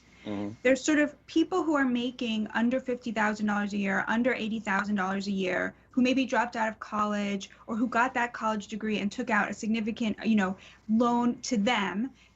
So according to economists, the majority of people who are sort of in the working class bracket who have student loans have less than $10,000 of student loans. Once you have over $50,000 of student loans, you're either a doctor or a lawyer or a dentist.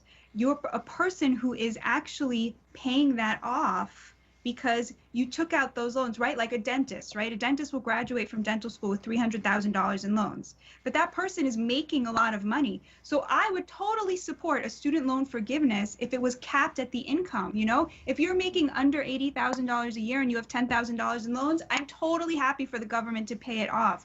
What I think is an absolute disgrace is the idea of asking working class Americans to pay off the loans of the top 40%, who are the people who actually have these huge debts, because they are professionals who make a lot of money. So a dentist, he has $10,000 in student loans. I see what you're saying, sort of a $1 million.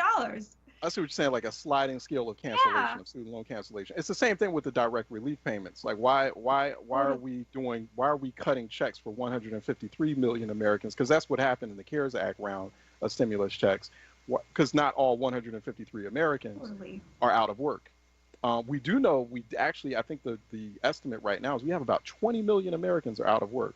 So okay, well absolutely. Direct payments, $2,000 direct payments. I mean, we really should be doing it like Canada, Germany, Netherlands, and elsewhere, like universal basic income through the duration of this pandemic. $2,000 or more, or people shouldn't even be losing their jobs. I mean, I don't know who started writing the rule. I guess it was during the Reagan years, where it's like, or right before it, when you're in a recession, you have to lay people off.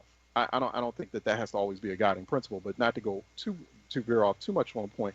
I can understand where you're coming from on that. Like if there are people who are paying back, who have student loan debt, who are in an ample position to pay that debt back, but there are people who and once again, going back to that, now we're suddenly having a conversation about something that's been going on for a while, and that actually black households have been struggling with for a long time. I remember having conversations back when President Obama first got elected, and or during when he was campaigning along with Michelle Obama, and they were talking about how they had to pay off their student loan debt. And I just remember some white colleagues and friends at that time who were like, wow, he's running for president, he's dealing with student loan debt. I'm like, yeah, there are a lot of black professionals who are dealing with that. Like, we still are paying it back. Like, you guys probably had parents or had that kind of household wealth where your parents could take care of. They were like stunned that people like the Obamas or Stacey Abrams have to pay back student loans, or are still in the process of doing it, even though they're high-profile public figures. But they're coming from households where they didn't even have to take out loans. Yeah.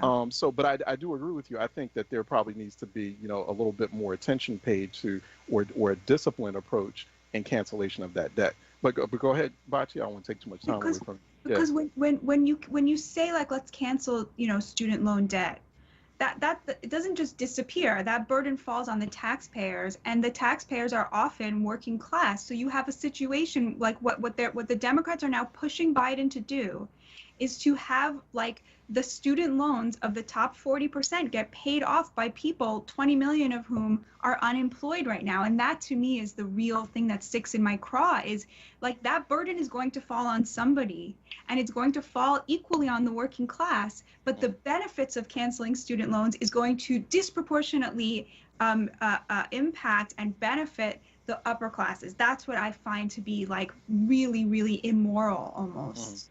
Yeah, I think that, I do hear your point there. One, as far as student loan cancellation is concerned, two, with the direct stimulus payments, the argument, like, from folks like former Treasury Secretary Larry Summers was, these direct stimulus payments, which he wasn't even a fan of the $600 payments, but then he came out and said, well, this will overheat the economy. It's like, dude, what are you talking about? I know. It's a $22 trillion economy we're talking about here. And I mean, even if you look at direct, and I talked about this, I recently wrote about this, just kind of reflected on it yesterday at thebnote.com. Even if we're talking about, like, the amount of payments, so far as $384 billion that's been used. And that's, think about the $900 billion stimulus. They're making it seem like this is brand new money. No, actually, $430 million of that is from unused CARES Act money. So it's like, this is not even new money. So you're not even breaking the bank in this moment of direct stimulus payments. And it just sort of defies all logic. Bachi, I got to let you go because we actually ran up on time. We got to go to break. We will talk about Bernie Sanders, though, next time. Okay, good. Thank you. I've always had issues with Sanders. I don't, here's, okay, it starts with this, right? You're parading as this pioneering civil rights activist, but you can't be black and live in Vermont. I mean, there's like, by ratio, there's like more black people inside.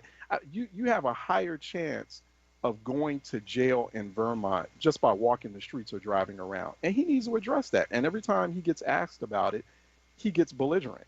It's like, dude, you have a problem where there's a huge proportion of the very tiny population of black folks in Vermont who are languishing in the Vermont prison system, and he needs to answer that. It's like, you know, you frame yourself as this criminal justice reformer or like super reformer, but you've got these real serious criminal justice disparities and bias. Like, I don't want to drive through Vermont, and I don't want my kids driving through Vermont because you can get pulled over. There's a high chance you'll get pulled over just for driving while black in Vermont, more so than in many other states. So I need him to address that, and he never addresses it. He's been doing that. He's been deflecting on that since the 2016 primaries. But anyway, it starts with that and a few other things. But we'll talk about it later. We got to bring you back on to talk about that. Thank you so much. All right, Batya. Batya Ungar-Sargon is opinion editor for Forward magazine. Go to forward.com for more information. At Batya Ungar-Sargon. I think that's where we are on Twitter. I know I keep forgetting is it Batya? Ungar-Sargon, but I'm actually moving to Newsweek in the new year. So moving to Newsweek. Get out. I'll have wow, congratulations. Okay, we'll still be able to have you on though, right? I'm sure. For sure. I hope. Okay, great. Congratulations. Thank you so much. I had no idea. Okay, we haven't been in as much touch as we used to be, Batya. So it's always good to see. We've both been busy, especially during this period. But it's good to have you back on, and so congratulations. We'll have you back on the other side of the new year. Happy New Year to you. Thank you so much. Happy New Year. All right, take care. All right, let's take a break, and when we come back on the other side, 215-634-8065, 866-361-0900 here on Reality Check. Let's take a break and we'll be right back. I'm Anthony McLaughlin. Been denied insurance? Call 888-307-0505. Life insurance, age 0 to 85, no examination needed. Homeowners insurance, any home, any condition, same-day coverage, 888-307-0505. Auto insurance, we can have you covered in 15 minutes. Business insurance, call 24 hours a day, 888-307-0505. I'm Anthony McLaughlin. When you need insurance, I can help. Listen to Laborers Live. We created the weekend. We created the 40-hour work week. We just want enough to feed our family, be able to send our children to college, and let our next generation do better than we did. To people that might have forgot how important unionism is in a country like the United States. People now infringing on our 8-hour workday, trying to work people more than 8 hours without overtime, trying to work people without benefits. In the long run, everybody's getting a fat paycheck except the worker. So this is really a wake-up call for America. The struggle is continuous. Tune in to Laborers Live every Friday from 4 to 5 p.m. Sponsored by LESIT, the Laborers Employers Cooperation Education Trust of the Laborers District Council of Philadelphia and vicinity. Local 332, Sam Staten Jr. Business Manager. Local 57, Esteban Vera Business Manager. Local 135, Dan Woodall Jr. Business Manager. Local 413, James Harper Jr. Business Manager. The Laborers District Council, Ryan Boyer Business Manager, and Tony Staten, Executive Director of LESIT. Tune in to onWURD's 2020 in Black podcast series, available now on your favorite podcast app, or visit wurdradio.com/2020 in Black. You can also ask your favorite device to play onWURD 2020 in Black. Check us out. Reality Check with Charles Ellison right now on Wurd Radio and WurdRadio.com.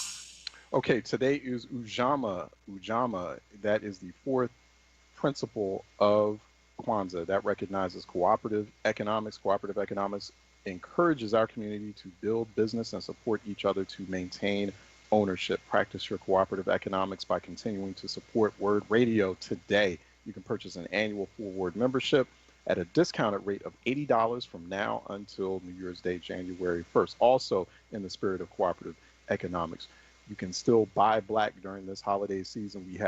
We can support that effort through our virtual holiday marketplace, the WURD virtual holiday marketplace. That is Black Cooperative Economics Supreme.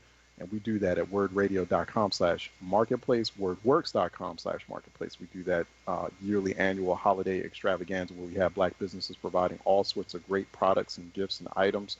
And we ensure that we try the best we can to make sure that those black dollars are continuing to circulate within our community. That is cooperative economics at its core. And so we practice that. We put our money where our mouth is here at WURD, and we hope you do the same, especially if you're listening to WURD. So buy black still during the holidays, because it is still the holidays. We got New Year coming up. We are in the middle of Kwanzaa. You can do that at wurdradio.com/marketplace, wordworks.com/marketplace, 215-634-8065, toll free 866-361-0900. Gary out of Southwest calling in for a reality check. Hey, how Gary. you doing, Charles? Hey, what's How you happening? doing? All right. I just wanted to make a comment on your previous guest when they were talking about the student loans. You know, you have people out there that have six-figure student loans. They're not necessarily making that kind of money to pay those loans back either, because in my opinion, college education is extremely expensive, and so it's not a case where they actually have the funds to pay back all those loans. They have rent, mortgage, or whatever else they have, and they have family. So that's not true. And I want to say it's from a black perspective. My ancestors built most of these universities. We shouldn't have to pay. We talk about reparations. We shouldn't have to pay anything. I'm gonna leave that alone right there. But I want to go back to It's very that's a good point, Gary. I agree with that. I think it expounds on that conversation. I agree with you on that. Yeah. You know what I'm saying?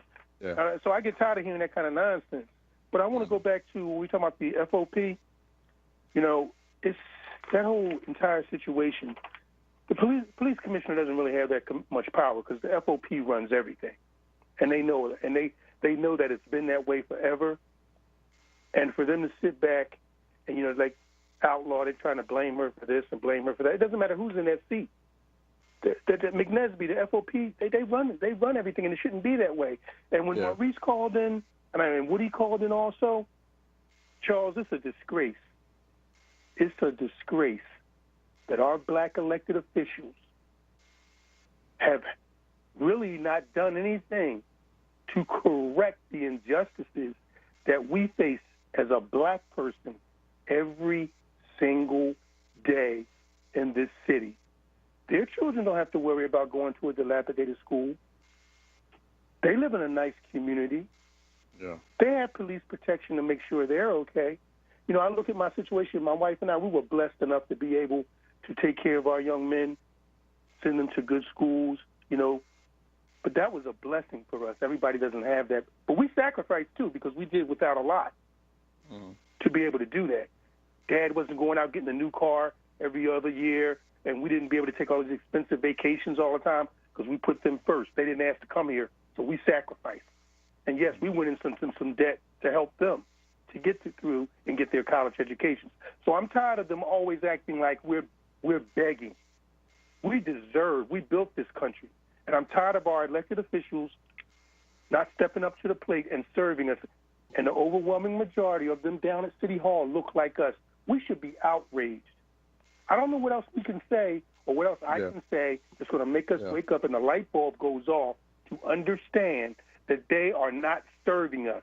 Those little photo ops and cookouts or whatever else they have, they're not doing anything. And this crime, how do the guns, how do the drugs get in our community? It's a setup. Then they're gentrifying our neighborhoods. Charles, I tell everybody, go Google Philly 2035. That's the City Planning Commission. It tells you all the plans they have for Philadelphia going forward. And guess what? Don't include us. No. When we going to wake up? And those politicians that are making a living off of my tax dollars that look like me, I have no respect not for any of them. And that's the truth. Gary. And we need to wake up, Charles. We need to really sincerely wake up. I love my people, and I'm tired of seeing us being disenfranchised. As I said, I'm retired. I used to audit the city, man. Come on. I've seen so much. It's ridiculous, man. If people knew what was really going on, it's a disgrace. And those politicians who smile and grin in our face that look like us. You know where the money's being hidden. I hear you. Hey, Gary, I'm going to have to let you go because I got to take in another caller here before we go into the next break. But no, I appreciate that. Let me go to Philip out of West Philly, who's calling in for a reality check. Philip? Yes, good morning. I'm Charles. Hey, good morning. Yes, I happened to come in on when you had your last guest on, talking about the student loan debt. And yes, you are right. Like, us as African Americans, we've been knowing that the student loan debt has been a problem for us. Right. And yes, by the way, I went to college through myself, and I'm in the process of paying off some student loan debt. And but see, part of the big problem too is that a lot of students, are going to college. Because of course, that when we were coming up, how they told us, "Oh yeah, go to college, and then you go major in a certain field, and you'll make a lot of money." What is happening is, well, we blacks been doing it for a long time, that that's not the case because, in fact, I'm sure you're aware that when it comes to the black males that have gone to college and gotten degrees, there's actually some white males that didn't go to college that are making more money. Making more money. You know, than someone like myself or so forth. Right. Right. And, you know, but see, now it's starting to hit middle-class white America. Right. Now we're having a conversation about canceling. Now all of a sudden, the conversation is being had, you know, about student loan debt. Right. Right. Well, you know, I see a little bit of Baccia's point in terms of there are people and it's some of those white middle class people we're talking about, or people who make like anywhere from the 6-figure to 7-figure range who can, you know, they might be in a position to adequately pay back their student loans. Gary's point, I see where his point. I mean, but you know, just because you make 6-7 figures doesn't mean you can afford everything. I mean, there are folks who are making 6 figures in a house poor. You know, because it's become extremely expensive and prohibitive living in the kind of society we live in. So, I mean, there's just different ways of looking at that. But one, college should be free. Two, college didn't start getting expensive until more black people started attending college. I've said this before, and I've seen those trend lines. I've seen the history of this. Historically, once predominantly white institutions had to open up, had to desegregate, and had to open it up to black students, then suddenly we had skyrocketing tuition, which forced black families, which really struggled to, and rightfully so, struggled to and desperately wanted their kids to have opportunities they never had. Suddenly they got to apply for student loan debt. You know, you got to take out student loan debt, and then and it's not just like, it's like that with a lot of other industries. There's all this sort of predatory lending and predatory economics that always falls on us. And so now, you know, it's not until white people start feeling it, oh, now suddenly it's a problem, and we need to recognize that. We need to call that out. Sorry, go ahead and finish up, Philip. But when you just mentioned that trend with the education and so forth, yeah, like. Yes, because in fact, I was even told by a lady that works at community college in Philadelphia that at one time you used to could get a lot of grants, and it was for all levels of school, even graduate school and in fact, you could go for as many degrees as you wanted. There was no limit, but then all of a sudden they started putting a limit on it, and thank Reagan for that. Thank Reagan for that. Yep. Oh yeah. Thank Reagan for that. Yep, Reagan's the one, you know, and everyone bought into that. You know, Reagan's the one who said, you know, we need to figure out a way to limit big government. And what he really meant was we need to find a way to limit the amount of federal government resources and help that go to black folks. Exactly. That's what that was all about. I mean, let's just be real here. You're right. I mean, suddenly, you know, there's a huge way, you know, there was a time actually where a person could work at a particular corporation for a long time, for like 10, 20, 30 years at a time, and then retire happily. There was actually a time before the 70s where there was the corporations themselves actually were somewhat altruistic, you know, would look out for their workforce, where the CEOs were like, oh, hey, you know, our workforce is our most prized asset. We need to keep our workers here, and we need to make sure they're well paid and they're living well so they can continue to produce for us. It wasn't as soon as things started to integrate, they desegregated.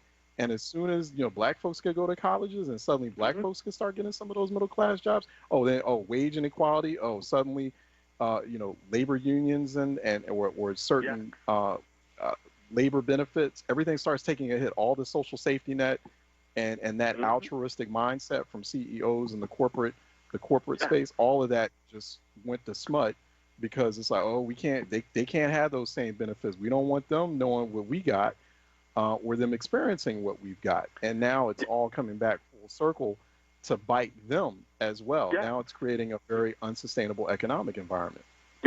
Yes, because, you know, Charles Elson, because by the way, I work for the city, and I've been working for the city for almost 20 years. And you know, of course, the city, you know, has a lot of good benefits and pensions and so forth. But I've noticed, like, ever since I started working for the city, that as the years went on, there's been more and more complaints publicly about the city workers' pensions. Right. I've always asked the question, but wait. But if this was, turn the clock back, to 2 generations ago, when the majority of city workers didn't look like you or me, right? Were there any complaints about the pensions then? There weren't any complaints about the pensions then. No. Yeah, exactly. Because of the vast majority of the people that the pensions benefited did not look like you and me. It wasn't a problem back then. The vast majority of the people who benefited from elite, predominantly white institutions did not look like you and me. So it wasn't a problem back then. So they kept tuition rather sustainable. So I gotta go to break. It's a fascinating conversation, Phil. I want to have more of it, but we have to be honest about that. Let me go to break. When we come back on the other side, we're supposed to talk about debt collection. Yvette Garcia Misri is with the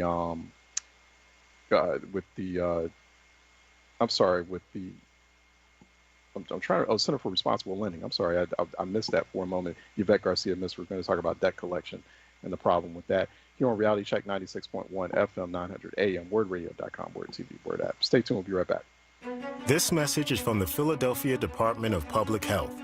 COVID-19 is still a threat in our communities, but we can all do something simple to help stop the spread. It's critically important to wear a mask or face covering whenever you're in public or around others. Yes, even while social distancing. Wearing a mask shows you care for yourself and your community and is essential to slowing the spread of COVID-19. So love yourself, love your neighbors, wear a mask. This Word Kwanzaa vignette is brought to you by Pico, Keystone Plus, and JD's Auto Body and Painting. Habari Gani from Wurd Radio.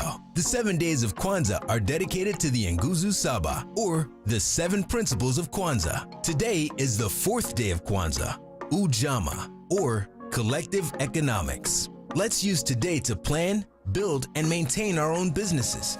As a family, seek out and support Black-owned businesses, as well as businesses that support your community. If you're a business owner, consider partnerships that you'd like to initiate or cultivate this year. The 4Word Small Business Program is a great way to immediately partner with us and market your company while planning family activities for the year. Build in opportunities for economic and financial education, as well as entrepreneurship and a plan to invest in your community. Today is a great day to start or renew your 4Word membership and continue to strengthen independent Black media.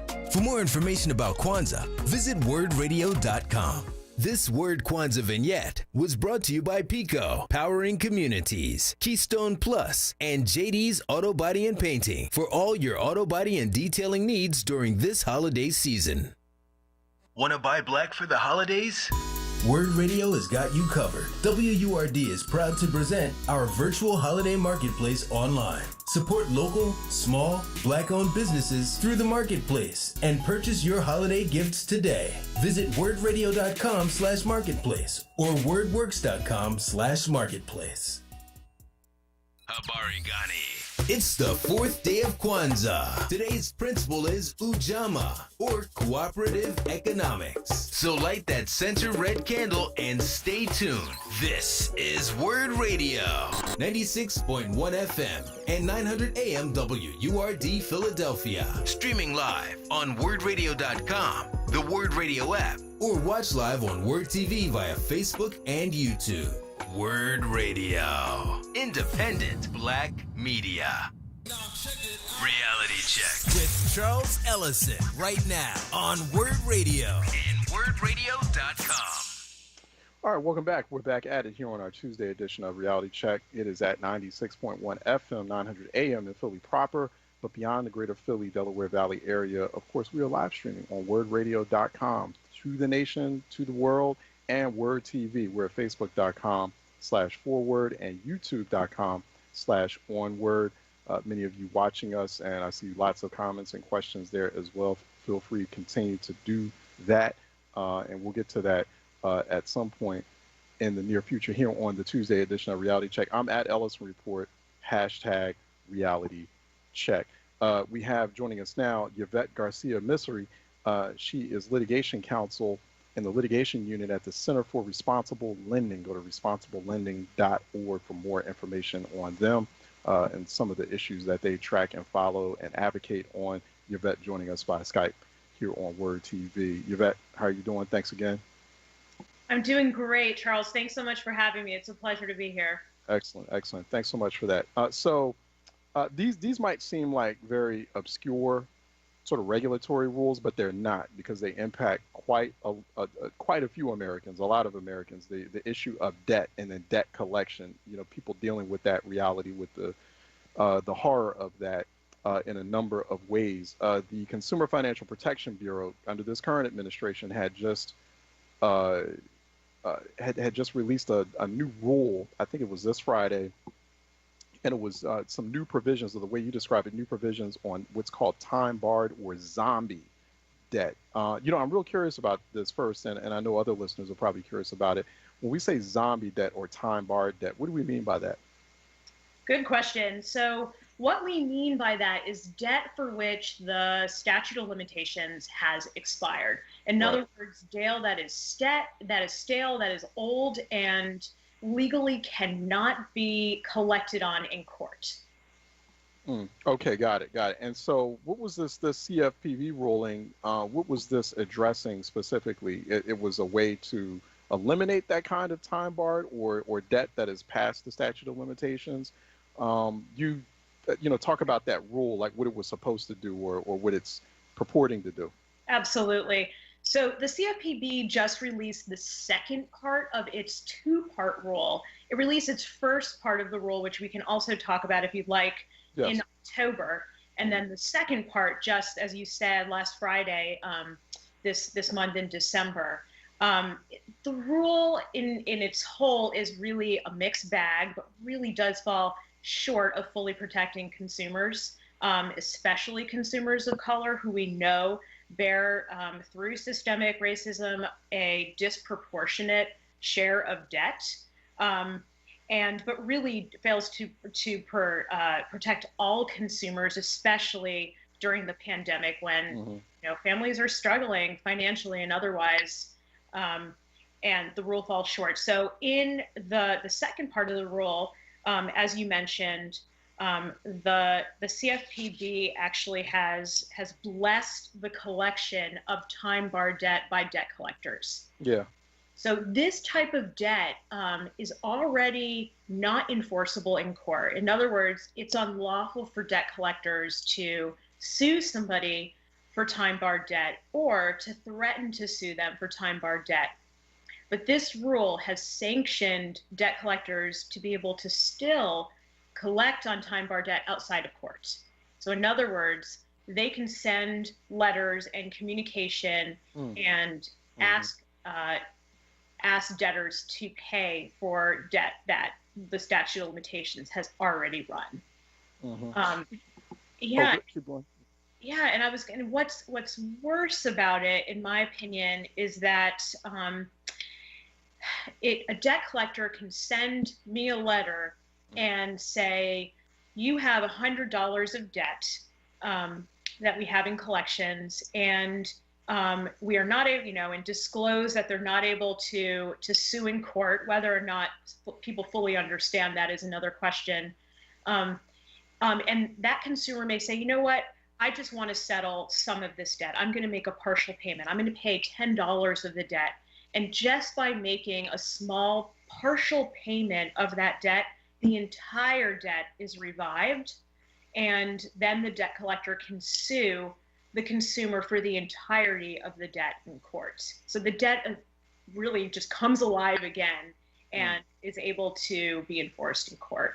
And interesting. So really, the consumers can really be, tricked into doing this. Because what's that statute? What's sort of that average statute of limitations on debt, on kind of the classic debt or the standard average debt?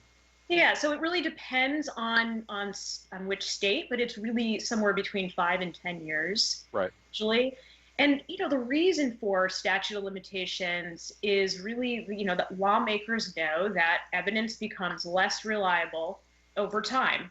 We also know that, as I mentioned, that communities of color really bear a disproportionate share of that debt.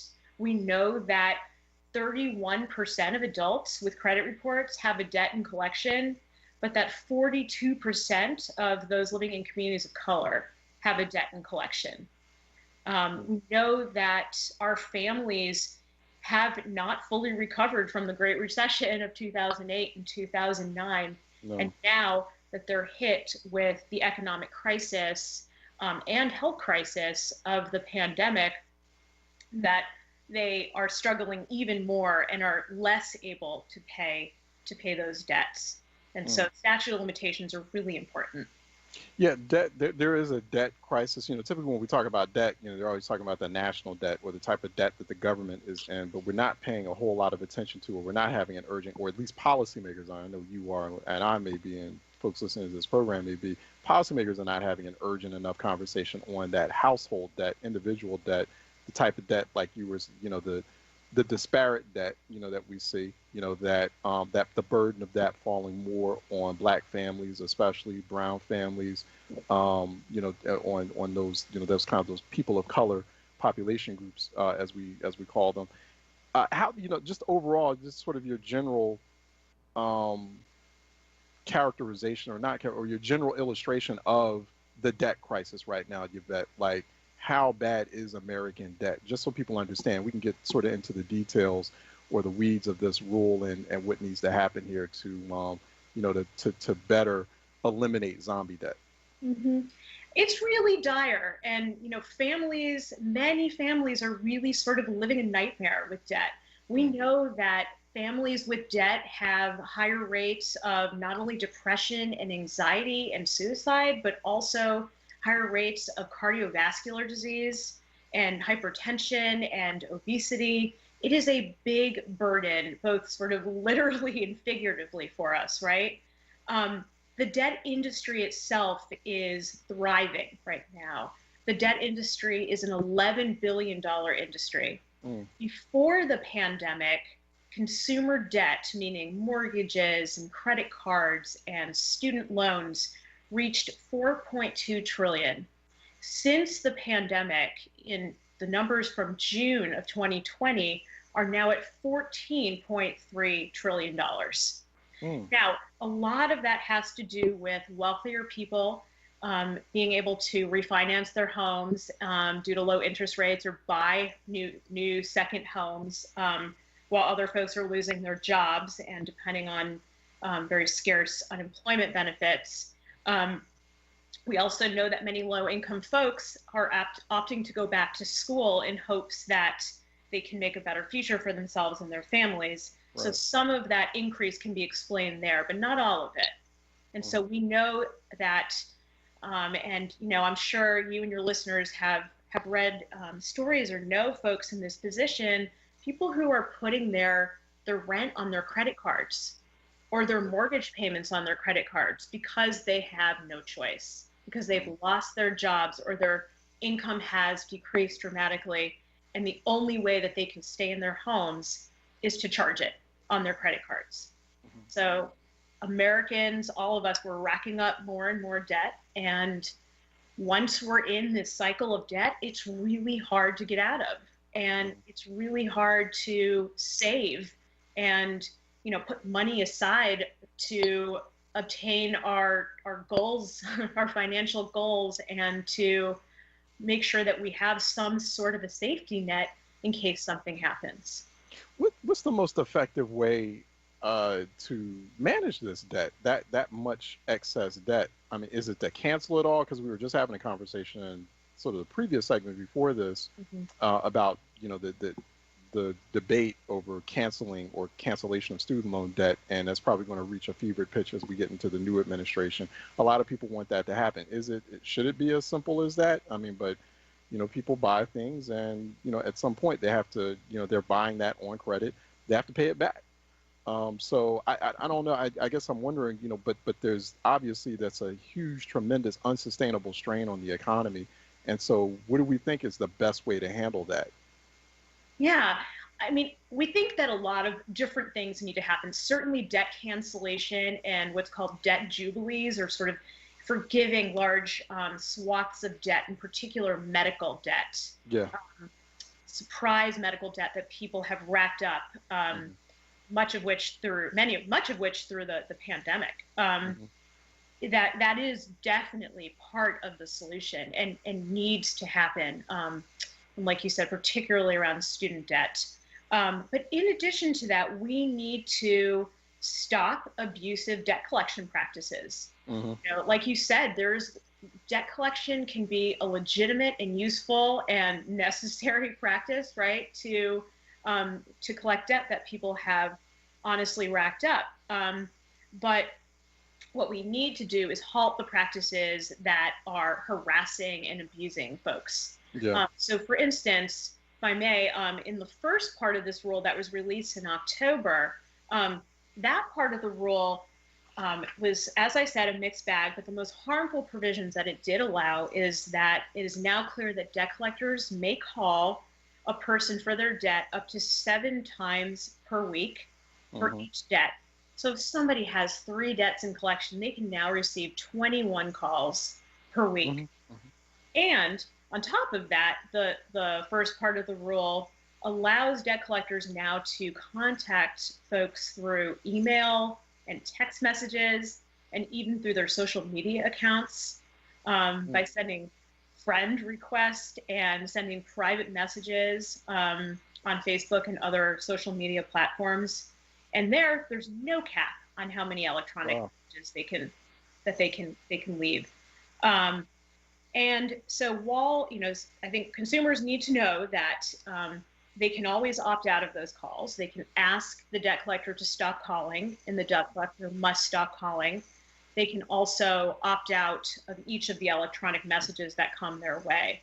But that's, you know, putting the burden on consumers, quite frankly. Right. So what we urge the Bureau to do, which they didn't do, is to have an opt-in, where consumers can opt in to that type of communication, but that it's not automatic and they have to opt out to relieve themselves from it.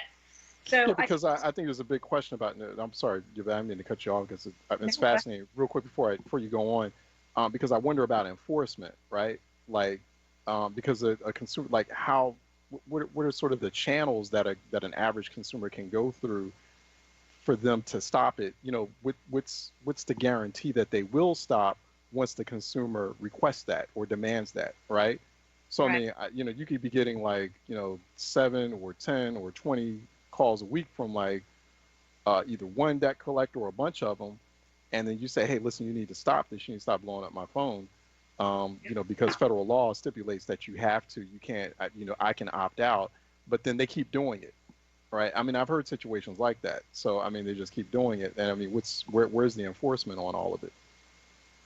Right. So you're right. It really does put consumers in a less powerful position than the debt collectors.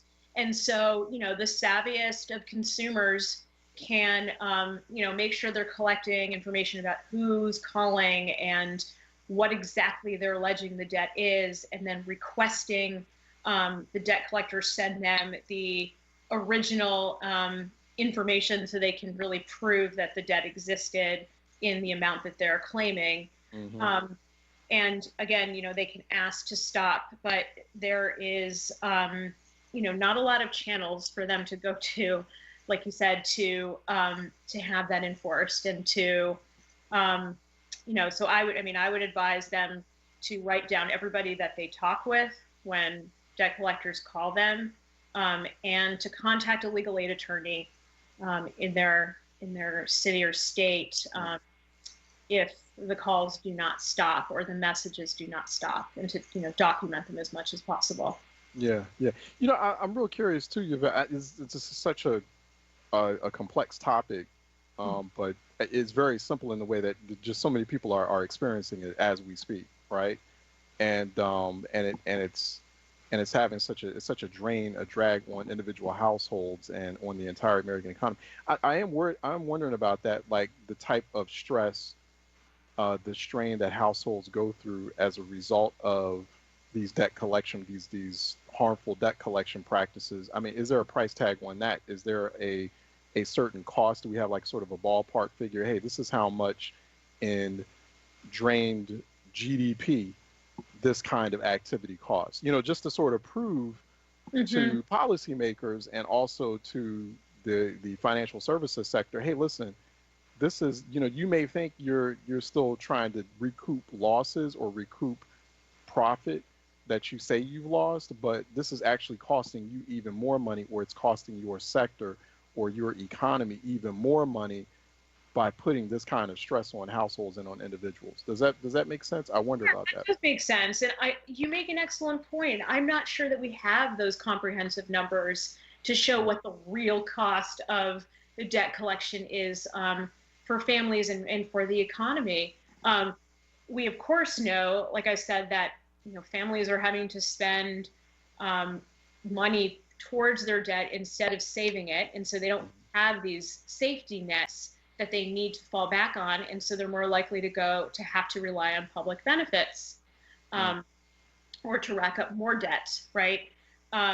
When they're in this much debt, and but we don't know the total cost, and I'm not even sure that it can be completely calculated, because some of it is psychological and emotional, and is so tied up with other disparate health outcomes that people in debt collection face, versus people who don't.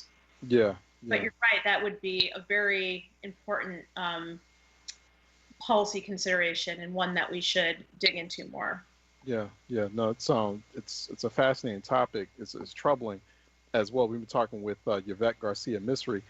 She is litigation counsel at the Center for Responsible Lending's litigation unit. Go to responsiblelending.org. We can learn more about what they're up to and learn more about this topic, zombie debt. So debt, you think it's gone, but it's not. It just rises up from the dead.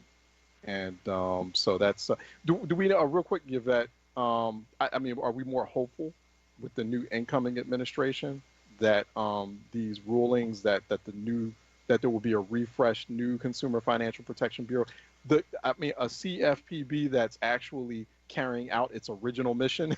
Are we hopeful of that with the new administration?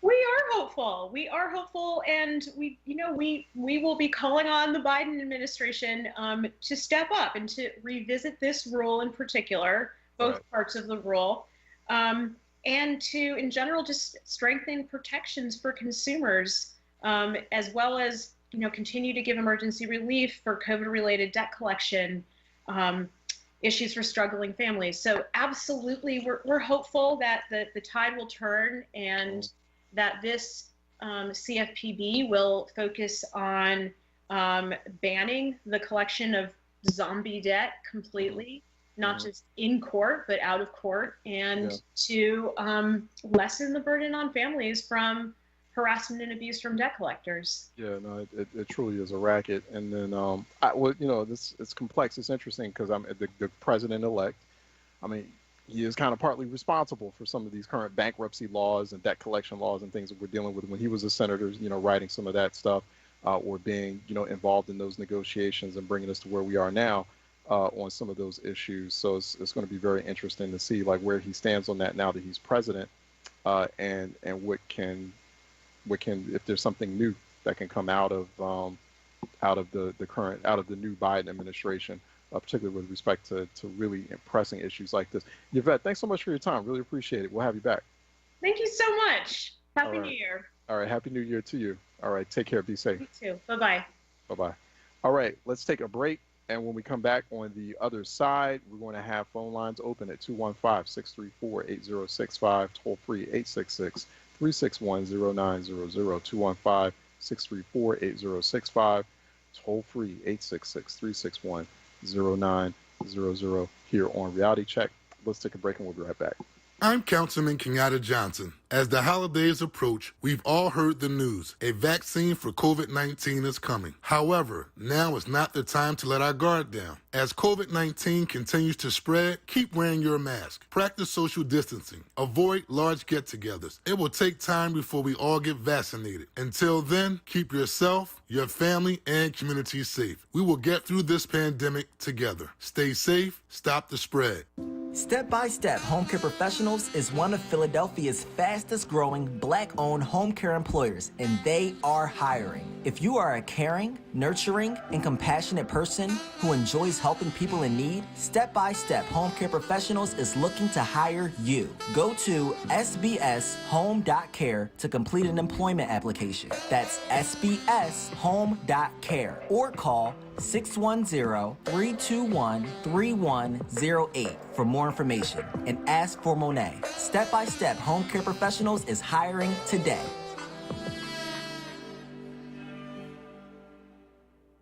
This Word Kwanzaa vignette is brought to you by Temple University. Habari Gani from Wurd Radio. The 7 days of Kwanzaa are dedicated to the Nguzo Saba, or the 7 principles of Kwanzaa. Today is the 4th day of Kwanzaa, Ujamaa, or collective economics. Let's use today to plan, build, and maintain our own businesses. As a family, seek out and support Black-owned businesses, as well as businesses that support your community. If you're a business owner, consider partnerships that you'd like to initiate or cultivate this year. The onWURD Small Business Program is a great way to immediately partner with us and market your company while planning family activities for the year. Build in opportunities for economic and financial education, as well as entrepreneurship and a plan to invest in your community. Today is a great day to start or renew your onWURD membership and continue to strengthen independent Black media. For more information about Kwanzaa, visit wordradio.com. This Word Kwanzaa vignette was brought to you by Temple University. Temple University made major strides in HIV research, fought against COVID-19, committed $1 million to anti-racism initiatives, and more. As always, the owls shine no matter what. 2020 is a year we're going to remember for a long time to come. And to start, Wurd Radio has launched a 4-part podcast, onWURD 2020 in Black. Join me, Sarah Lomax-Reese, and your favorite WURD hosts as we reflect on the big issues, from the pandemic to the global protests for racial justice to the 2020 election, and how you heard it all here on WURD, one of the only independent Black-owned talk radio stations in the country. Black lives have always mattered and will always matter here. Check out our new podcast, onWURD 2020 in Black, available on your favorite podcast app, or visit wordradio.com/2020 in Black. You can also ask your favorite device to play onWURD 2020 in Black. Check us out. Reality Check with Charles Ellison right now on Wurd Radio and wordradio.com. Okay, phone lines are open for the remainder of the Tuesday edition here on Reality Check. 215-634-8065. Toll free 866-361-0900. 215-634-8065. Toll free 866-361-0900 here on Reality Check. Let me go to Reverend Bonkele out of North Philly, calling for Reality Check. Reverend Bonkele. Hey, Brother Charles, how you doing? How you doing, brother? All right. Good to hear from you. I'm good. I'm great. Happy holidays to you and to the your listening audience. I just had to call in one last time before the end of the year on this 4th day of Kwanzaa. I just want to say 2 quick things. You had mentioned earlier something about how race plays into everything, and I just wanted to punctuate this. Like, race still plays into, it drives public policy. Even with the COVID-19 campaign, they had started on the right track, and then when they found out that it was proportionately hitting Black and brown communities, that's when everything started getting shut down.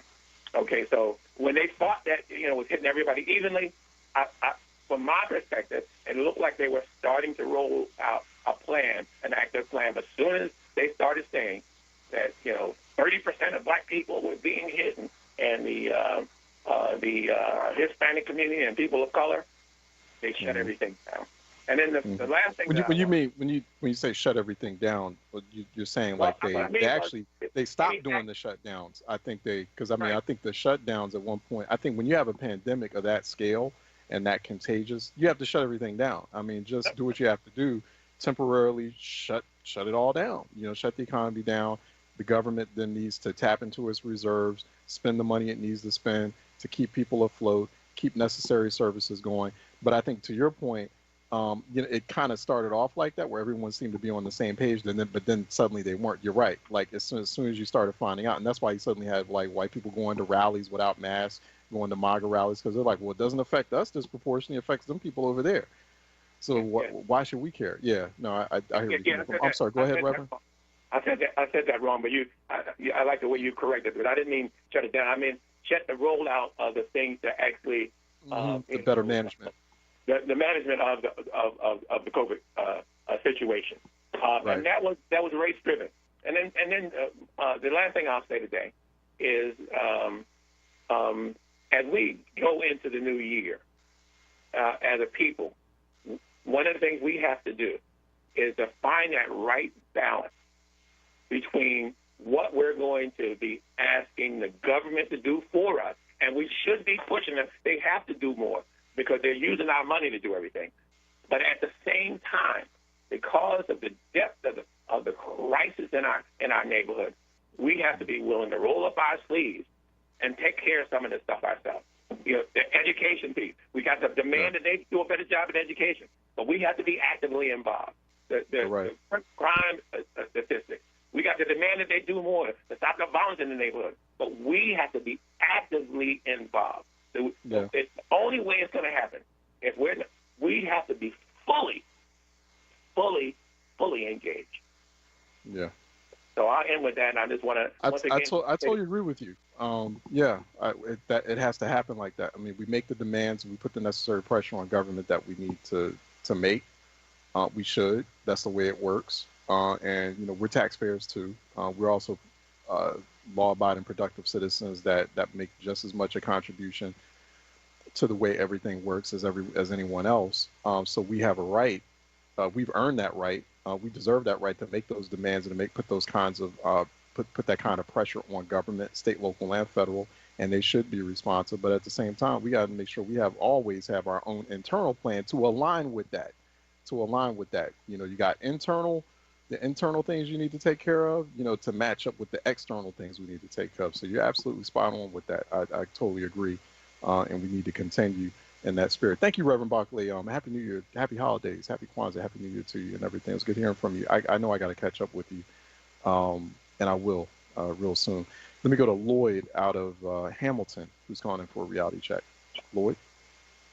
Yeah, good afternoon, man. Thank you for taking my call. Yeah, man, I mean, as always, a great topic, and someone just reminded me, man, this may be the last time I'm on the radio for this year. So, as always, you guys, you bring it, you bring good information. I myself, I'm in college right now. I'm 50 years old, and I'm going to school for civil engineering. Wow. And I changed my mind, and I changed my reality.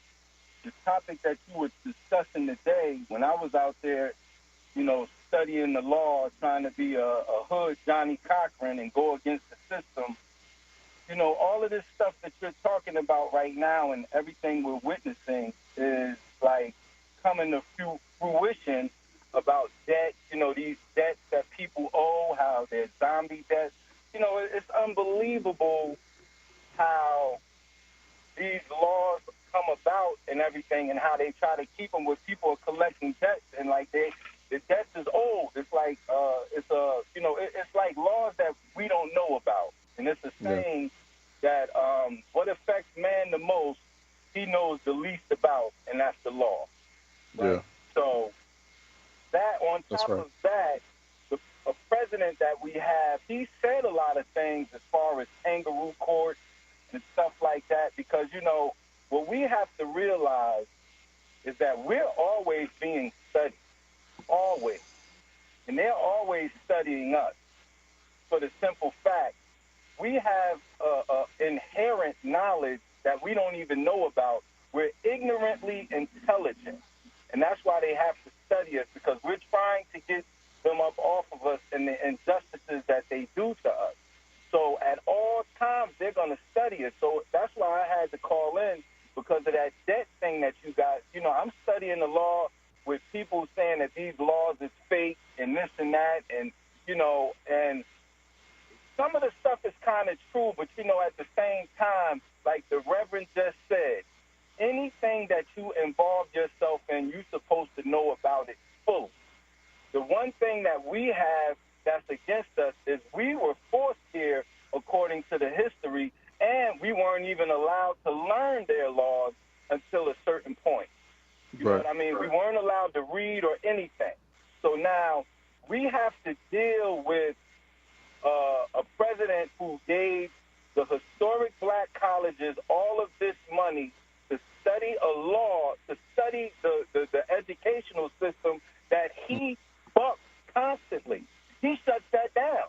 His education is the lawyers are backing him and getting him to find all of these loopholes so an uneducated white man can do what he wants to do at all times. But at the same time, he gives the black colleges all that money to keep our kids going to school to study a system that he's overturned, just turning into a whole different type of game where, yo, you got to be down with it. You can't beat them. You got to join. You know what I mean?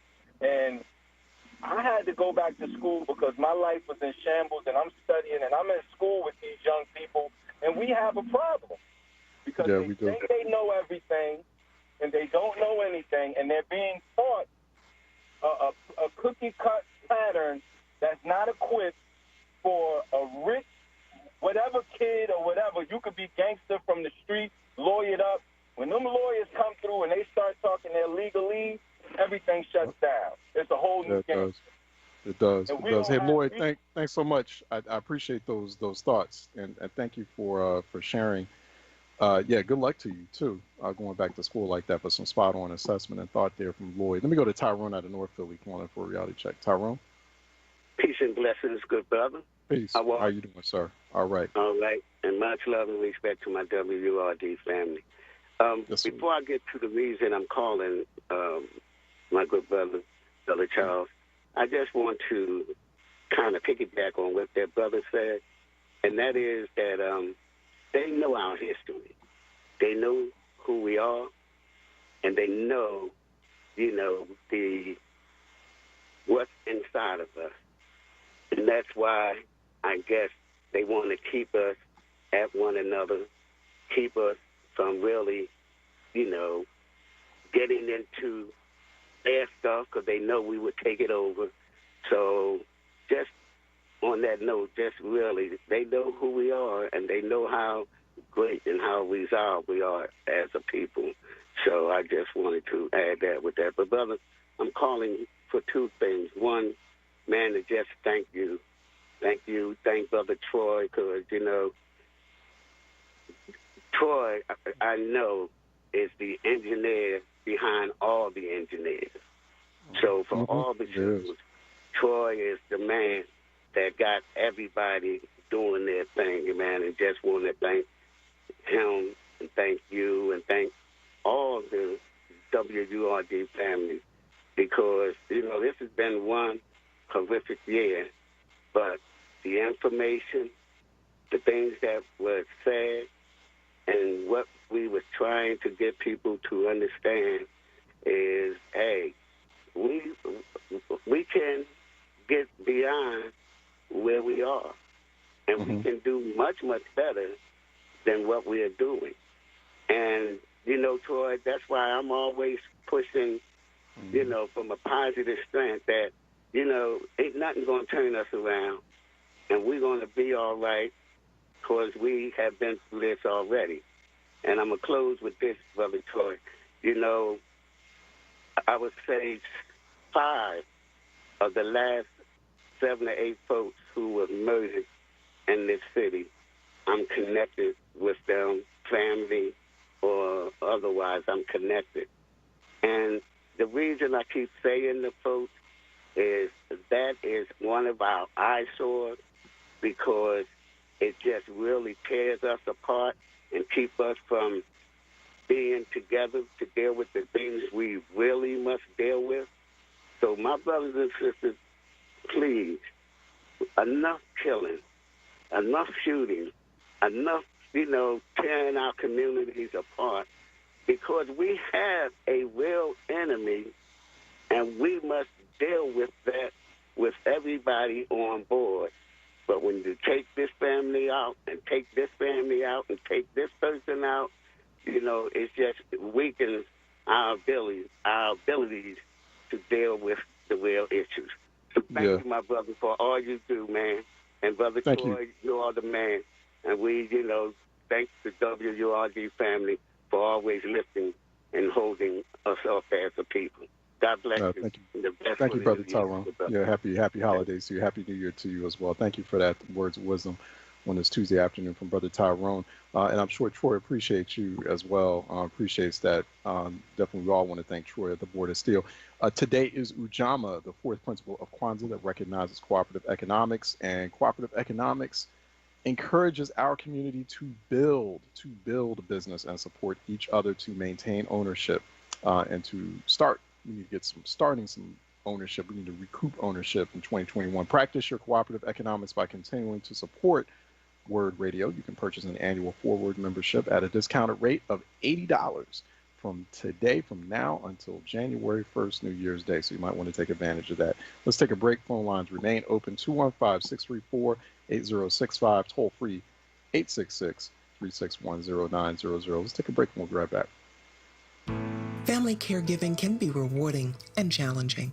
Family and friends are the backbones of America's care system for older Americans and loved ones to live at home.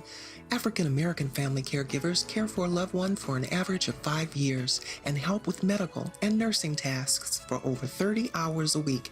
But now caregiving may be harder than ever. AARP has information and online communities of other caregivers. Learn more at aarp.org/caregiving.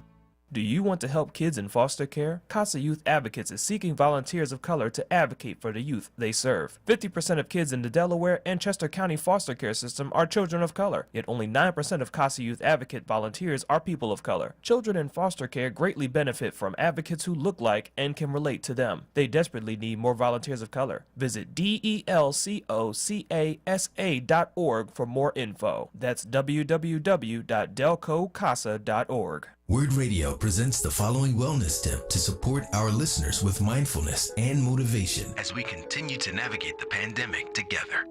Hi, this is Halana, your resident health and wellness coach with tips to help you stay well. Let's talk about eating mindfully. Often we are rushing from moment to moment and we hurry through our eating like it's checking off an item on our to-do list. Each day for each meal, let's commit to doing these 3 simple things to activate our mindful eating experience. Number 1, slow down. Number 2, eat while you're sitting down. And number 3, chew each bite 20 to 30 times. You can do it. Eating mindfully is something we can all do to support our overall health and digestion. Go ahead and try it for your next meal today. Stay well with WURD. Happy living. Stay well with WURD. Connect with us at WURDradio.com. Reality Check with Charles Ellison right now on WURD Radio and WURDradio.com. All right, welcome back to Reality Check 96.1 FM, 900 AM, WURDradio.com, WURD TV as well. Just the phone lines are still open. 215-634-8065, 866-361-0900 here on Reality Check. 215-634-8065, toll free 866-361-0900 here on Reality Check. Let me go to George out of Center City calling in for a Reality Check. George, Charles, how what's you up? feel this morning? Good. All right, Charles, what's happening? you know, I was glad it was brought back to my attention Sunday, but Friday the Supreme Court made a ruling that, you know, you don't have to, the only way they can search your car now is that they have to have a warrant. That means that they got to go to a judge and get a warrant. White shirt, nobody else can tell you that somebody can search your car but a judge. They got to get a warrant. That's another tool they have taken away from the police department. So when we talk about this violence and all, you're talking about watering down the police. Remember now, they said defund, take away. When is the public going to be safe? You're never going to be safe because you keep taking away. Now the police department is considered just overpaid security guards. I mean, they have watered it down to the point that they have nothing. not so much of nothing, but they are not be able to enforce anything pretty much, you know. So will we get up to like over 500?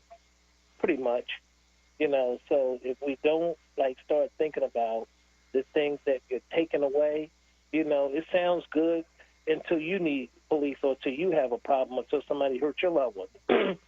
And Tyrone, as close as he is to the police commissioner, maybe he should start giving us some advice, and maybe his family members will stop getting killed so much. You know, everybody want to keep just being around her taking photos. It reminds me of the elected officials. Everybody want to be around her taking photo ops instead of telling them, listen, this is what needs to be done, and this is how you do it. Everybody's giving her real bad advice, and it's all more advice for her to fall on her face. But that's what happens when you get, you know, and like they say, they keep trying to blame the wrong people. If you don't like what the police are doing, change the rules. Everybody's playing and doing what they're doing and getting away with what they're doing because they're playing within the compounds of the rules. Act 11. All this stuff they talk about they're going to change with the police department, they can't change none of it because it was explained to them. Act 11 covers all that. So when they be saying they're going to put in a bill for this and a bill, they know that crap ain't going to pass because of the way the laws are structured. You know, you got city council people trying to change state laws trying to say that they're going to implement something that the city does, and they know in Harrisburg they don't have the votes for it.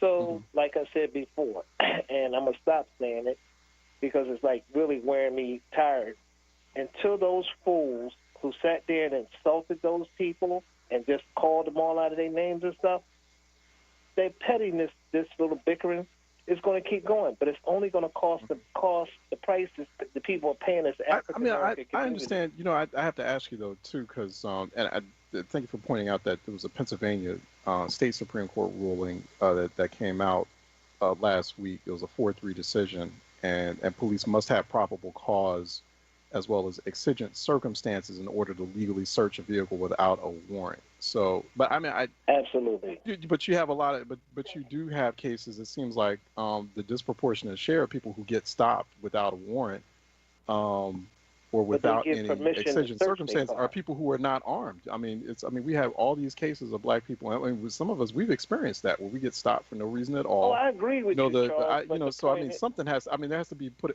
I understand. I do agree with you, George, on principle in terms of making sure that law enforcement has the tools they need to keep a community safe. You and I are on the same exact page about that.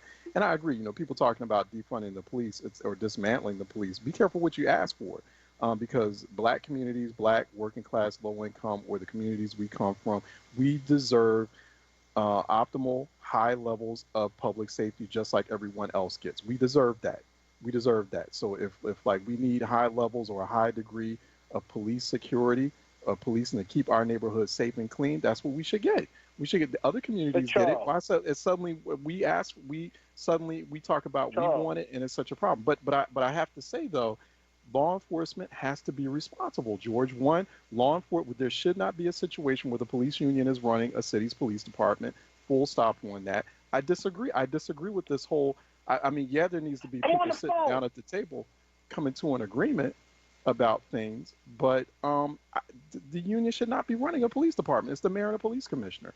Full stop. And two, if police officers want tools to effectively fight crime, which I do believe they should have, you and I agree on that, then make sure that all police are policing right, that we're not having issues where police are beating down or harassing or shooting people for no reason at all. Now, there's certain circumstances or situations they get into where, I mean, you know, they might have to do that. But you know, police correctly, police right.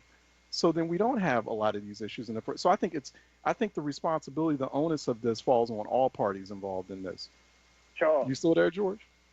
Yes, Charles. If you don't like what's going on, change the rules, change the law. That's all they have to do.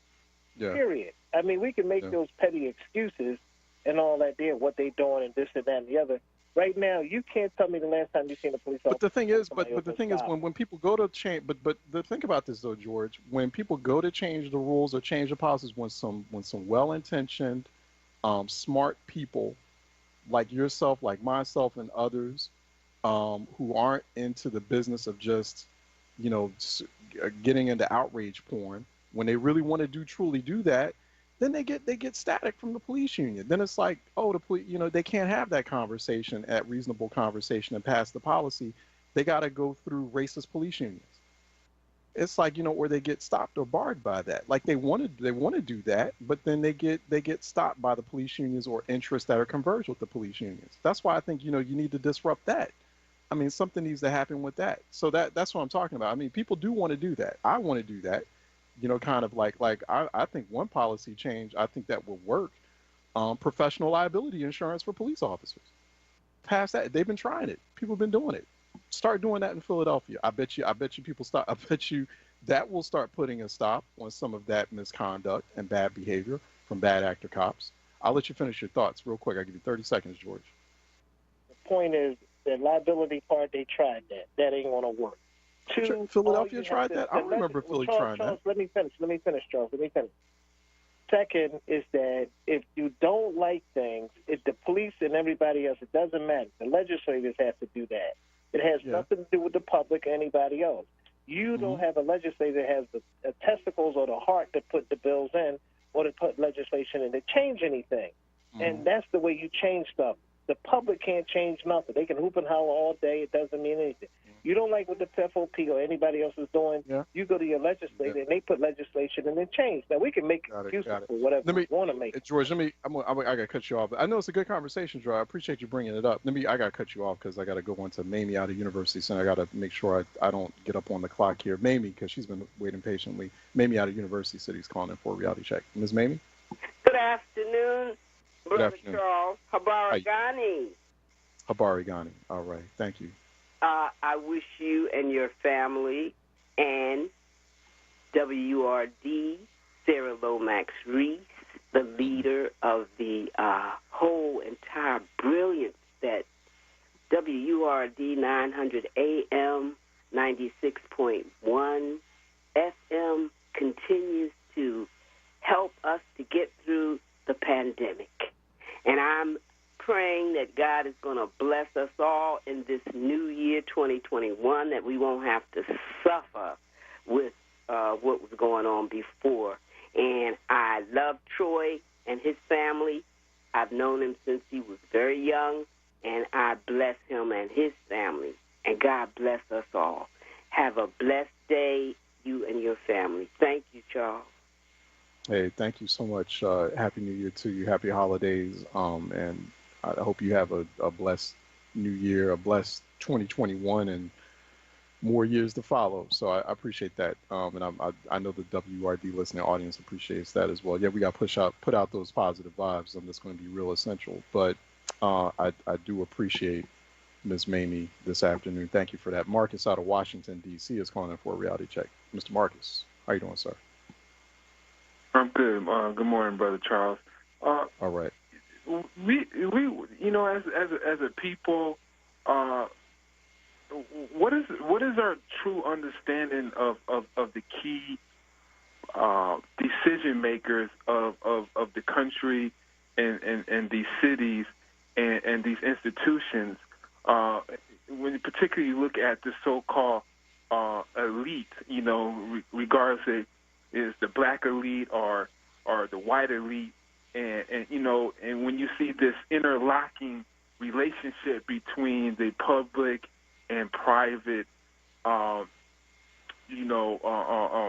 institutions in America, and when you look at some of the big time influential policy making groups, for instance, like the Council on Foreign Relations and the Trilateral Commission, most of these people are not in tune, in touch with the everyday people. So, Charles, how in your understanding of political power, economic power, how do everyday people, working day people, people without jobs, how do we get a hold of the true policy and decision makers of these cities and these countries? Because most everyday poor people don't have the chance to read or get involved with the city council.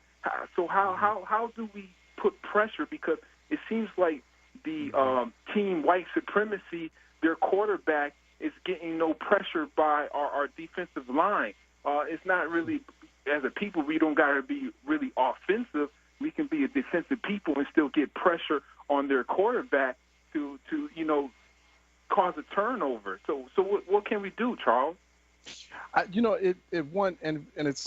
It's an extended conversation. We'll have more of it tomorrow.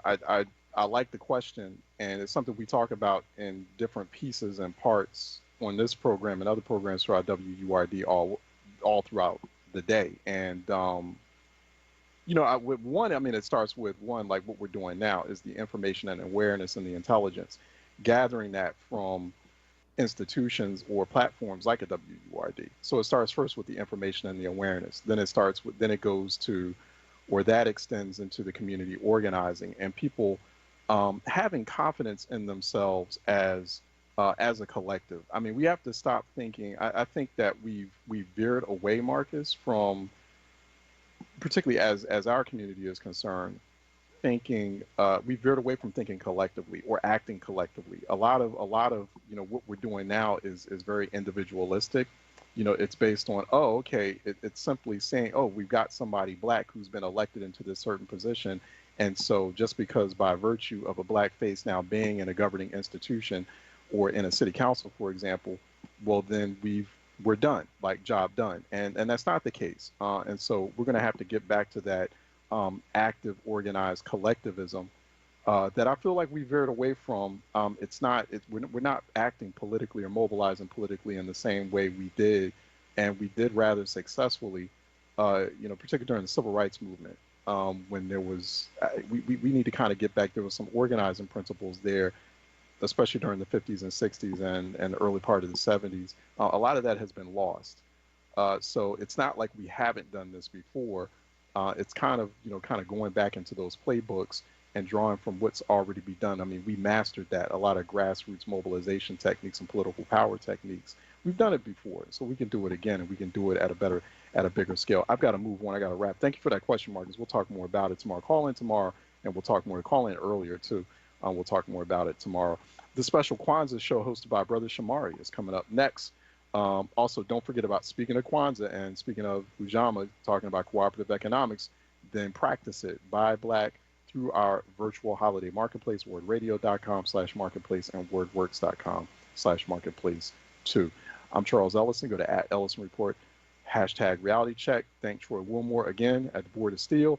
And thank everyone for listening in. Philly and beyond, want you to stay sharp, stay smart, stay safe out there, please, and treat everyone. Keep each other, look out for each other, please. Let's look out for one another, not just during Kwanzaa and during the holidays, but 365 days a year. All right, I'll see you tomorrow, Wednesday, 10 a.m. sharp. Let's go to Brother Shamari. Stay tuned in here on WU.